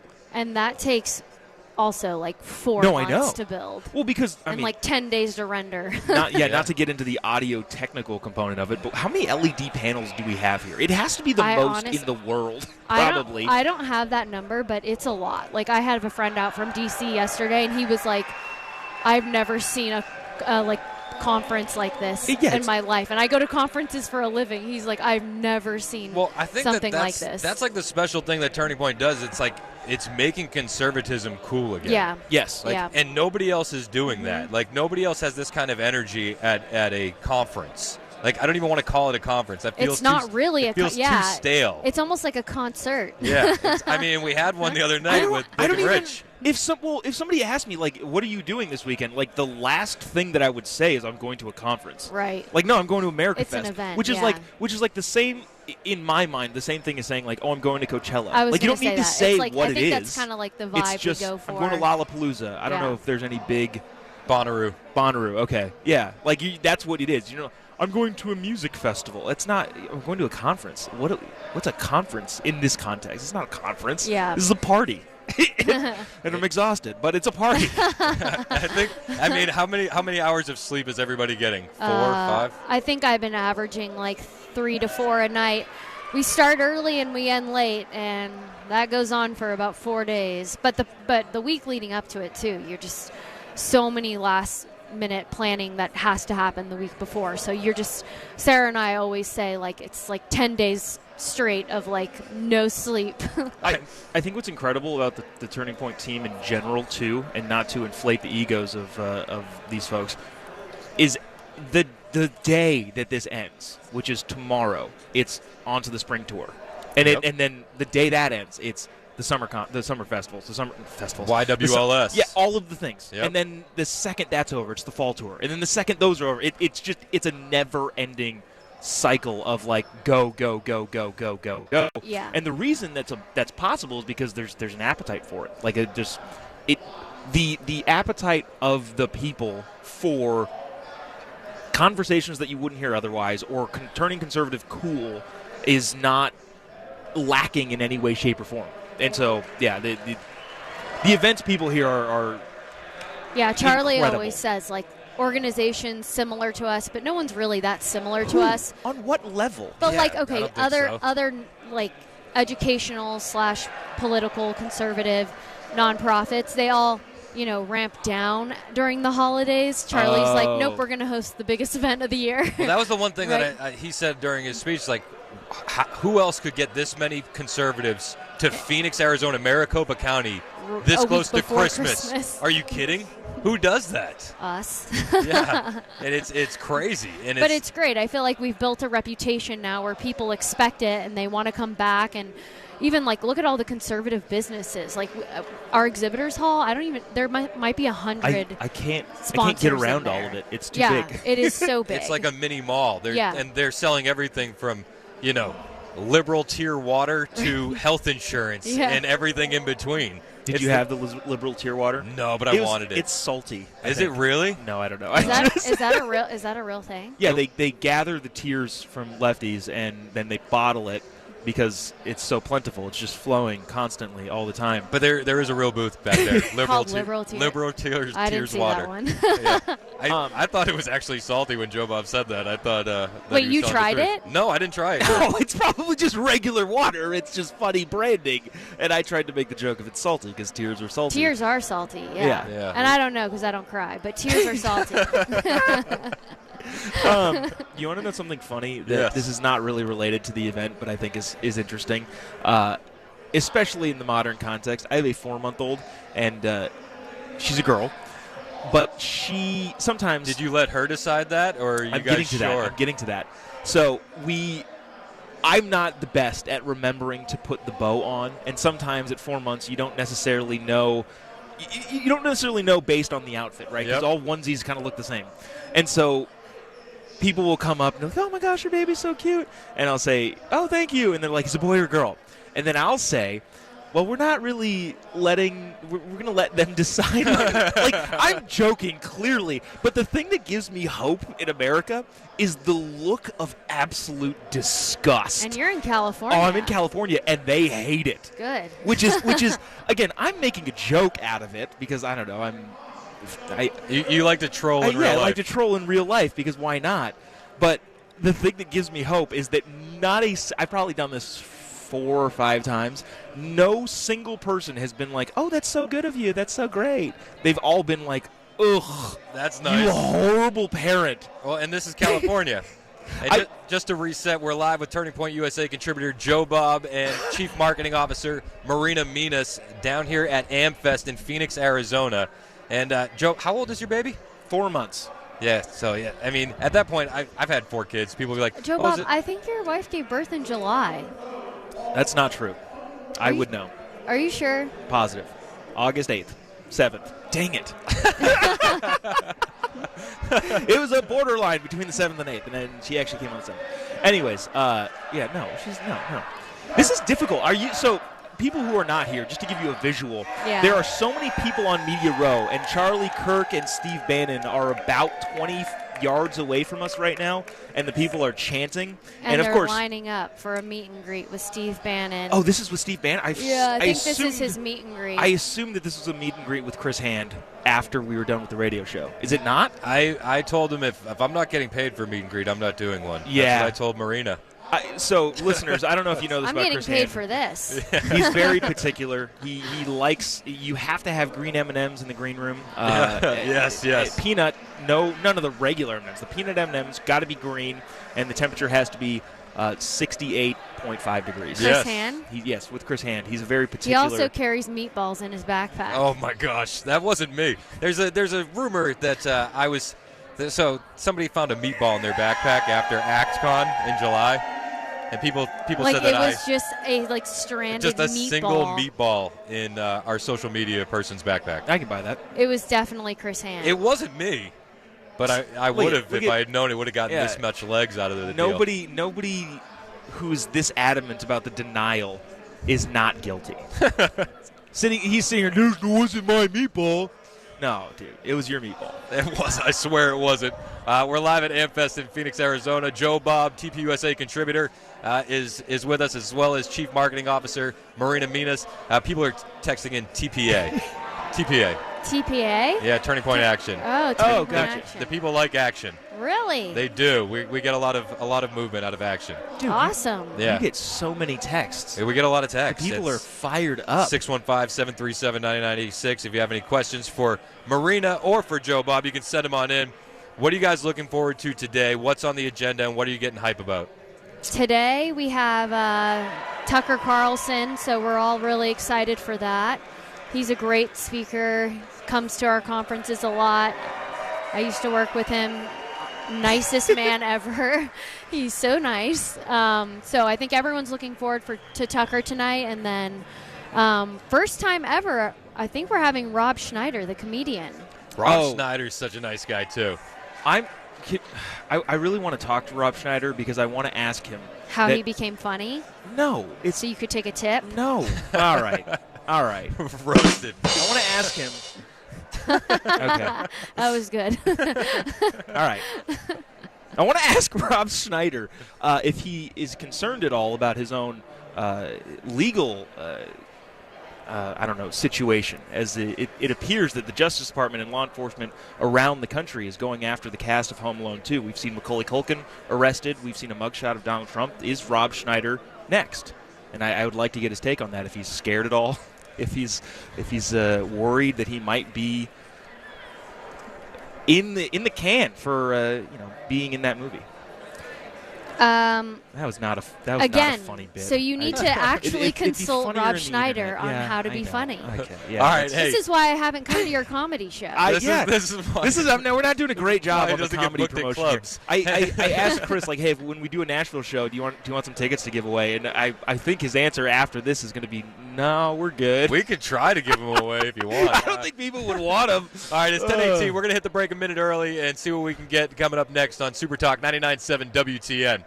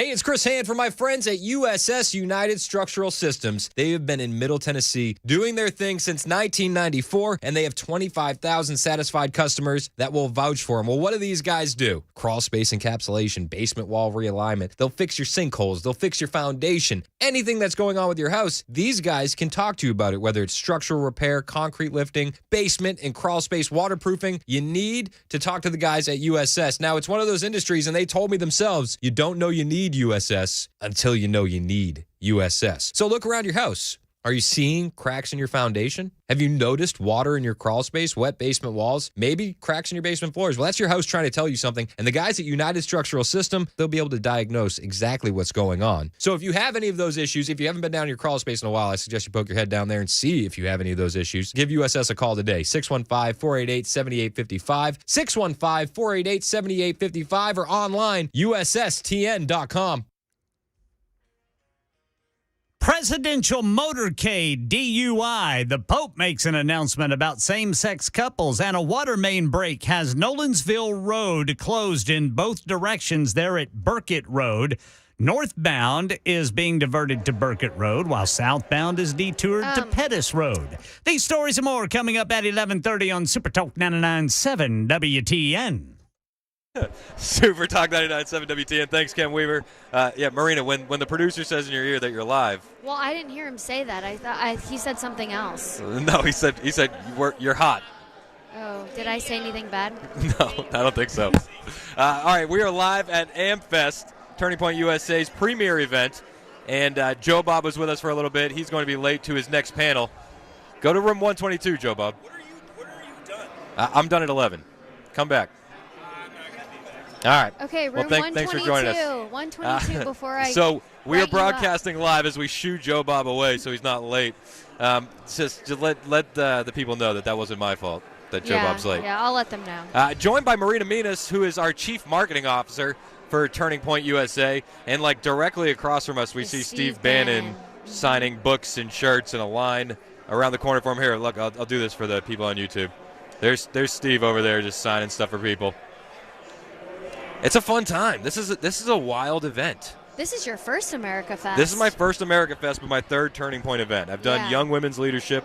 I did ActCon and SAS over the summer, and now this is the first AmFest. Yeah, AmFest is big. It's. I always say people should see it at least once if they can. It's a really just exciting event, and I think it makes people really engaged and ready to do something. Well, and it's a young crowd. There's a lot of people, thousands of people. There's a whole basic conservative mall in the back in the sponsorship hall, and then you have this huge, massive stage. If you haven't seen these pictures, hop on my Instagram at Chris Hand on Air. You can see a lot of behind-the-scenes stuff. We were doing filming tons of content for the social. Follow Turning Point USA. Follow Turning Point USA. Subscribe to Turning Point USA on YouTube. There you go. You can check out the stage. How do we watch the show live tonight? If you want to watch it live, go to amfest.com. That's AMFEST.com. And we are airing every single speaker. You can see the national anthem that's about to happen in a minute. So everything will be there. And we can go back and watch full speeches from Saturday. We had Patrick Bet-David, Charlie, Roseanne Barr. She was fun. She was real fun. She was wild.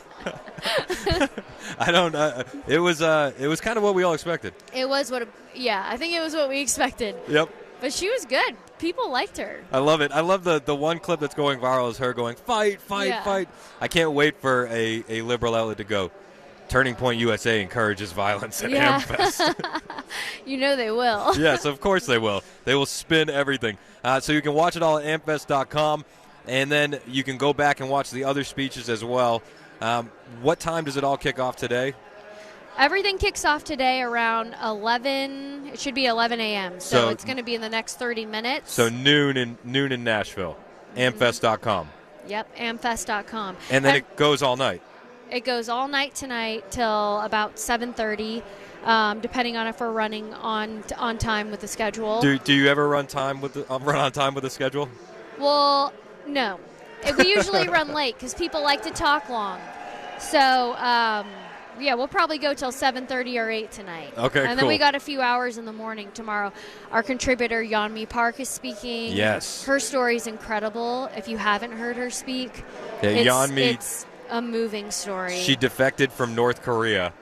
And it's crazy when you hear her talk about she'll give you it. real life examples. Yeah. And it's just so hard to even picture it because in America we're just so lucky. We're so spoiled. And so free. Yeah. And freedom is something I think we take for granted because we're just born with that, right? Well, she said that she fled North Korea because she saw the lights, but she wasn't fleeing for freedom. She was fleeing for a bowl of rice. Yeah. Yeah. It's unbelievable, No, her but story. even her story about how since she was a baby and a toddler, she can remember her mom telling her, don't even talk about the regime, about her leader, to the mice, or don't even whisper because the mice and birds can hear you. Everyone can hear you. They can't even speak freely in the slightest bit in the comfort of their own home because they're just always being watched and listened to and punished. Well, and it really shows the dangers of communism when you start getting family members turning on people. And that's what we're trying to avoid here. And it seems like the left is pushing us that way. But if we keep doing events like this and we keep the focus on young people and moving the energy, we can, fend that off. Yeah, and I think that's something we do a good job of here. Charlie talks about it a lot on his show and to our audience. And we have so many young people that are just engaged with what we do, and it's really cool to see. My friend who was here yesterday from D.C., and he goes to all the conservative, events or Republican events too. The CPACs. Yeah. And he was like, I forget how many young people you guys have in your audience. Yeah. And it's just wild to see because you always see just old people at these type of conferences. Yep. And he was like, there's so many student age, young 20-year-olds here. And he's like, it's really you guys really do have a legit movement. Yeah, that was one of the biggest things for me. It's once you get out of the staff room in the back and you kind of get in the weeds and walk around, you're like, wow, okay, we are hitting what we're going for. We're attracting the youth. And I think it's a credit to you guys and the events team and the graphic designers and making it so visually appealing and hip. It's cool. Fun fact, we have 17 graphic designers that are full-time employees at Turning Point because we are such a visual company. Yeah, and a lot of this stuff, all the branding that you'll see, is done in-house as well. Mm-hmm. Which is crazy it's all to me. done in-house. I remember when I first interviewed with you guguys, I went, I was talking to my wife, and I said something that blew my mind is they basically have a Kinko's in Turning Point, USA. Yeah, yeah. Because you guys print printing, everything. Yeah. Mm-hmm. Distributions, yeah. We have, how many different departments do we have? We have 8 different departments. There's Turning Point Faith, Turning Point Academy, Distributions, my division, Marketing, which encompasses productions. And media. Media, marketing, influencer, social, graphic design, the merch store. Yeah. And then we have Turning Point Action on the C4 side, CVP. It's crazy. And it's only going to get bigger. We're live at AmFest in Phoenix, Arizona. The time is 11:30. Here's Ken Weaver with the news on Super Talk.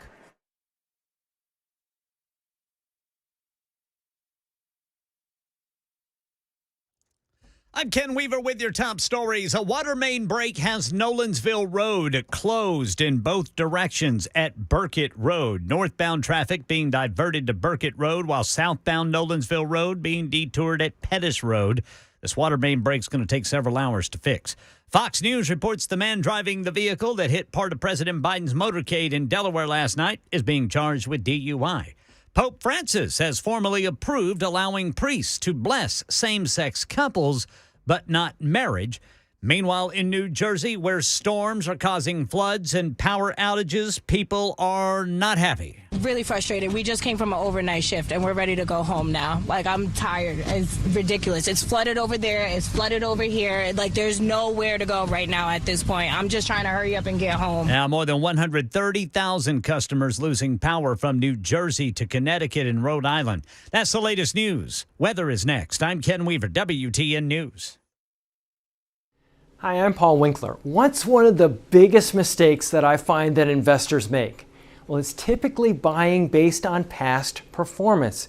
We look at our 401k, we try to decide which fund should I buy, and tend to look at historical past performance over 3, 5, and you even hear investment advisors telling people to look at 3, 5, and 10-year track records. Problem is that what do markets do? They go up and they go down. Well, where does this have a great past performance? Here to here. So we end up buying high. We found that there was one study back in 1986, and it was called the Brinson-Huden-Biebauer study. And they were looking at what drove investment returns more than anything else. And the study sort of looked like this. They said, stock selection, about 4% of investment differences were due to stock selection. About 2% was due to market timing differences. Asset mix, asset allocation, that was the big deal. Now, what they found, which was fascinating, was that when the pension plans engaged in these two activities, in one study it showed that 100% of the time, investment returns were lower and it increased risk. Not something you want when you're an investor. So this is something that we teach investors to help them sidestep some of these issues. Now, if you want to learn more about our approach to investing in financial planning, go to paulwinkler.com and set up a free 15-minute phone call. Or you can call 615-851-1950.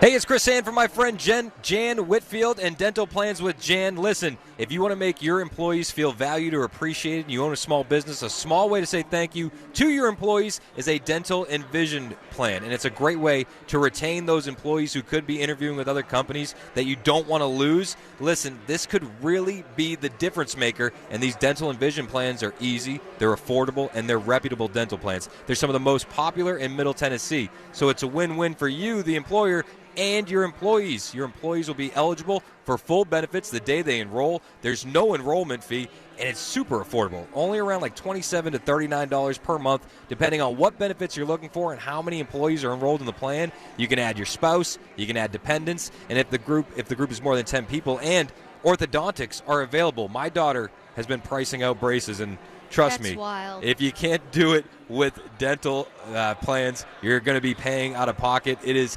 unaffordable. So, how many employees do you have that work full-time for you? You only need more than 2 for a group plan, and you can start the moment you sign up. So if you have a small business, you own a salon, you're a landscaper, you're a daycare provider, maybe you have a moving company, this is perfect for you. Call my friend Jan Whitfield today at 615-974-9655, online at dentalplanswithjan.com, 615-974-9655.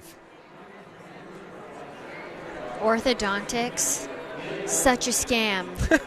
It's so expensive. Yes, I know. That's why you need the dental plan. I know, but it's not a scam, actually, because everybody needs straight teeth. A smile is worth No, it. a smile is worth it.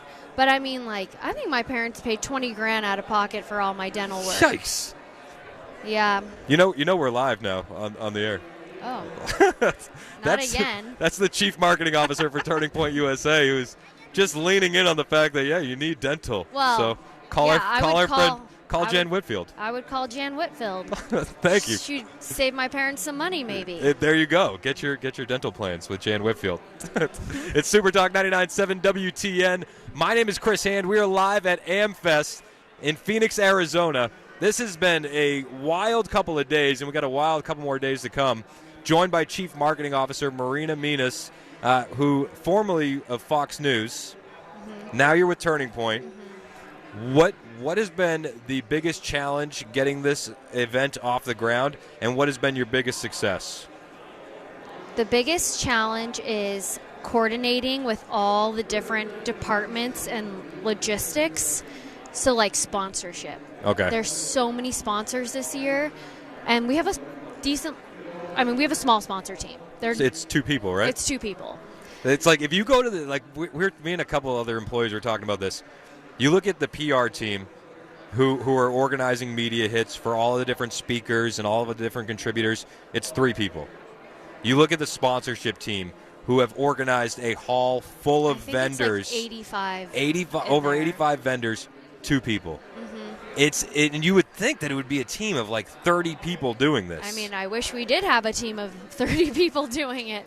But it's so much coordinating and just a lot of stuff you can't even plan for, and it's on the fly, but we thrive in chaos. We do pretty well. Well, but I think it's a credit to the team and a credit to the hires that you've made that you have people that are in positions that can just get the job done, put their nose down and grind. Yeah, I have a wonderful team. They never complain. We've been at the office past 6 p.m. most nights the last month, and they never complain. They just, they're really happy to work here and happy to put on this event, and they're really proud of what they do. And, Charlie will warn our staff, like, this is going to be a lot of hours, and it's going to hurt. Well, and I think it's cool, though, because at its core, everybody that works at Turning Point believes in the mission. Right. And believes in, like, doing the work to save America. Mm-hmm. And, I was talking with my wife when I first started with you guys. She's like, how is everybody? She's like, well, there's certain people that I probably don't, we rub the wrong way. We don't work that well together. But the thing at the end of the day is that's cool. They all share my values. Yeah. And we're all pulling the same direction. And Which I think is that's rare unique. In a workplace, right? It's because very rare. I feel like in a normal workplace, you don't talk politics, you don't talk religion, and yep. Here we talk about that stuff. It's all politics and religion, pretty much, to the point where we're like, hey guys, all right, tone it down. Yeah, it's unreal. And so, what has been the biggest success so far for you? Just that opening day when the intro launches and the room is packed. The room was so filled. I had to go sit in executive seating where our donors sit because I couldn't get a spot, and I had my fiance with me, and he's never been. And he was like, this is why you're always stressed. This is incredible. He's like, I've never seen a stage like this. It's just incredible to see. And if you haven't seen the opening video of Turning Point USA's AmFest, where can they see it? You can find it on the live stream from the opening day at amfest.com, but we'll post it on YouTube. Okay. That team did such a good job. Margot and their events production team, they did such a good job. And you'd be surprised, but Charlie actually comes up with the concept. He'll give us a loose concept of what he's wanting and what vision he has and what he wants the audience to feel when they watch that, based on like how he is, foreseeing the year and how he views like where we are at with the country. And he wanted this year to tell the audience, America is worth fighting for, have hope. I love it. And I mean, it's hard not to have hope when you walk around here and you see so many young faces, so many people having fun and enjoying a conference. It doesn't feel stuffy and in the here. student lounge. Oh, the speed dating. Yes, we talked about speed dating earlier. So, it was so great. NFP, the National Field Program, one of the things that I feel like is tough for conservative youth is dating. It is. Because, like, you don't want to jump on Tinder or whatever the other apps are. They don't want to get on the apps, but at the same time, that's kind of how you meet people today. It's become it's the norm. That's so weird. It is weird. I mean, I couldn't do it. You probably couldn't do No. it. But, like, we grew up, where you actually meet people face to face. In real life. And so they hosted a speed dating, and it was sponsored by The Right Stuff, which is a dating app, but it's for conservatives, which is kind of cool. That's cool. And it was the cutest thing to see. There was so many kids. I would say there was probably 400 to 500 kids lined up to do this speed dating. And then if you liked someone you talked with, they would say, "Okay, get up and take it somewhere else." And That's crazy. They had to funnel more people in because there were so many people in line for the speed dating. And it was that you should have seen the looks on their faces. They were so excited. I thought it was the cutest thing I've seen in a long time. Isn't it weird how everything that's old becomes new again? Like speed dating, Yeah. I felt like was something that was the 80s and the 70s, and then my generation didn't really do speed dating. Did you ever do speed dating? No. Yeah, and now it's brand new again, and Yeah. it's cool. It was so funny. It was so cute. Yeah, and the NFP program, they're all over college campuses. I saw that we have over how many chapters do we have now? Between high school is 1,100, and then I think college is I don't know. 600, 700. No, I think it's more than that. I think they're at 1,000 too. Wow. Yeah. And how much pushback are you guys receiving on college campuses with the messages that you're? I mean, you're sharing? they receive hate all the time, and that's when they'll send us videos people took of people kicking over their booth or just going up and cussing them out and telling them to get off our campus. And even the faculty unfortunately kind of gets involved in it, and they're like, you can't hang your American flag here. It's ridiculous. But yeah, they take a lot of heat, but conservative kids are strong, so they're good at putting up with it. I love it. And another thing I want to touch on, which I don't think we've done yet, you mentioned that you had to sit over where the donors sit, and it kind of reminded me that this is all nonprofit. Yeah. Everything Turning Point USA does is through donors. What is that process like, and how does that look, kind of behind the scenes? So, I think most nonprofits of our size rely on a few big donors. What's cool about us is we are mostly reliant on small dollar donors. We have, I think you can look on the website, it's a banner that comes up, but I think we have over 200,000, is it 200? Yeah, 200,000 donors. But they're, we rely on smaller dollar donors because, from a marketing perspective, we're really good at just reaching out and engaging everybody and saying, just give what you can, what you can give. And right now we're running the college scam. So Charlie's latest book is called The College Scam. It's really good. And once a year, we'll do a special where if you go to tpusanow.com right now, you'll see a pop-up for the college scam, and you can donate any amount, and we'll send you the college scam, a hard copy of his book, The College Scam. You can donate as little as $1. We hope you donate a little bit more to cover the cost of the book, but you can donate as little as $1, and you'll get essentially a free copy of The College Scam. And that's at tpusa.com. That's at tpusa.com. Yeah. That's pretty cool. And then the productions department, those guys are relying on donors, but they're out there every day. They're making these intro videos, and the productions department, which I think honestly is probably one of the hardest working groups of people I've ever met, and the most humble and the most kind, from Marcus to Natalie, right on down the line. And I don't know, I don't say this enough to everybody, but Marcus, who's in charge of the productions company, is one of the nicest guys I've ever met. Yeah, he is. And he's like He just cares. he's a genuine class act. So I would be kicking myself if I didn't shout him out in the productions department. What are they working on in productions right now? So right now in productions, Marcus and the team, they are working on Identity Crisis, which will be a documentary that we're doing on the whole transgender movement on our youth and how it got there and why they are infiltrating elementary schools now. And, Well, and they are. And Libs of TikTok, Haya, she posted. She exposes it all the time. And she posted that Metro Nashville Public Schools are hanging up the pride flags and pushing this stuff on our kids in Tennessee. And it's like, we get in this headspace that we're in a conservative red state, so we don't have to worry about it. But it's like that's when they go after the kids the most. Yeah. Yeah, no, they're infiltrating everywhere. And that's why, Charlie's made a big push with Turning Point Academy, too, that you really, if you can, you should homeschool your kids because you don't even know what they're teaching them at school anymore. I know. Which is so sad because, school was such a fun place for, us to go to when we were. I know. I looked forward to going to school. Yeah. The social aspect of it. The social aspect, yeah. not the math test. Yeah, it was, I didn't hate school, but I also didn't have any radical ideology shoved down my throat. Yeah. If there was ideological stuff, I felt like it was a lot more subtle back then than it was and now. it was just I'm your teacher, and I'm going to make it known that I'm a Democrat and I vote Democrat. But other than that, they didn't push agendas down your throat.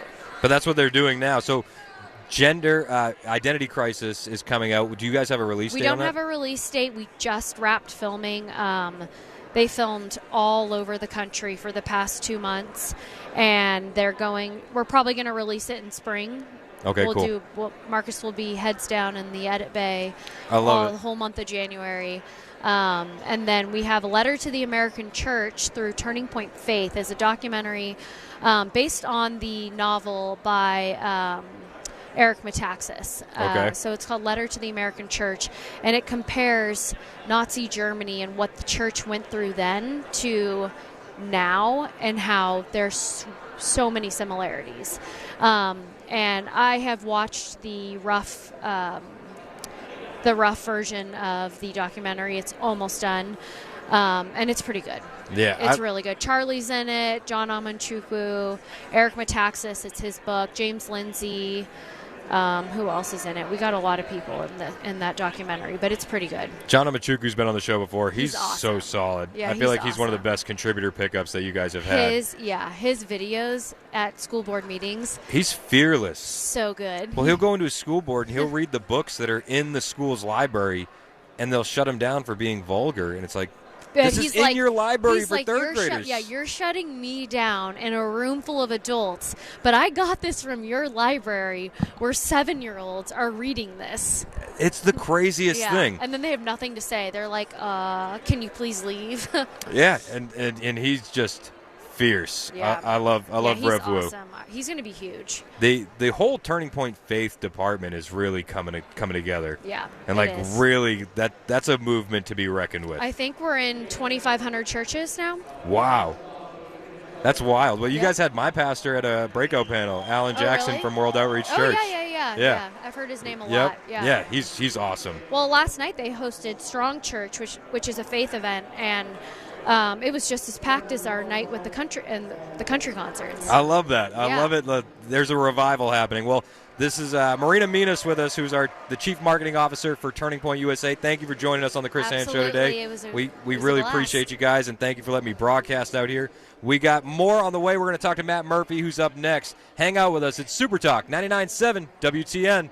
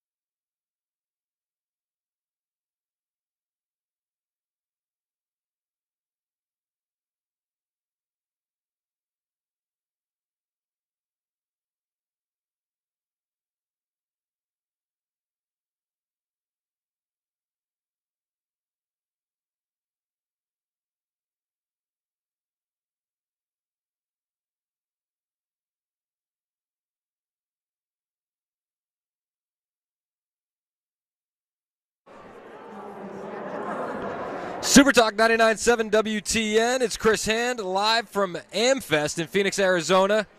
Joined now is Matt Murphy in the studio. Hello, Mr. Hand. How are you? What's up, Matt? How you doing, man? I'm doing great. I mean, I'm not seeing as much action as you apparently are, but I'm doing pretty good. How's it going out there? Dude, it's been crazy. Did you know that I met the old American shaman? Oh, formerly known as the QAnon shaman, and now he's the American shaman. He goes by the American shaman. Wasn't he running for? Wasn't he running for something? Is he running for something? He is. I think he's running for Congress somewhere. I think so. I didn't have much of a serious conversation with him, but I did take a picture. What did you think of him? It was weird. He seems like an interesting cat. I think of I didn't talk to him extended at all, but Right. he was nice enough. Full face paint. Is he kind of a rock star out there? I would think. I mean, a lot of people want to take a picture with this guy. A lot of people do. Yeah, he's running for Congress. I thought he was running for something. Running for Congress. Yeah. Oh, there you go. Yeah, I think that guy, you can say a lot of things. I mean, way too little time to talk about January 6th, obviously. I think you can say a lot of things, but considering some of the review of the video that we were not allowed to see at the beginning of that, I think that's a guy that got railroaded in terms of the punishment not fitting the crime. Did he need gosh. Oh, my Lord. Did he need to be punished? Sure. I think a little punishment needed to be meted out, but my goodness gracious, what he got was awful. Well, and they walked him right in there. And, it's like they did it because the optics of having a crazy man in there with face paint. Do you know what I mean? Like, it wasn't fair. It wasn't fair what they did. No, not at all. Who's the coolest person you've met that doesn't employ you? ALX and Benny Johnson. They're great. ALX? They're great. You met ALX? Yeah. Yeah, we talked for a while. I mean, I don't know ALX. I know him online. Dan had no idea who he was. But he's from Worcester. He's a Massachusetts guy too. I bet you guys had a lot of Canadian talk to get into, right? We did. Down here, we think people from Boston are Canadians. Yes, exactly. What do you got coming up on your show? Anything fun? It's final show for me before the holidays, so we'll talk about the Biter motorcade. We'll talk about sex in the capital city, tornado relief over the weekend. We got a lot going on, so 3 hours to do it, and we'll get it done. I love it, man. Hang out. More on the way. It's Super Talk 99.7 WTN.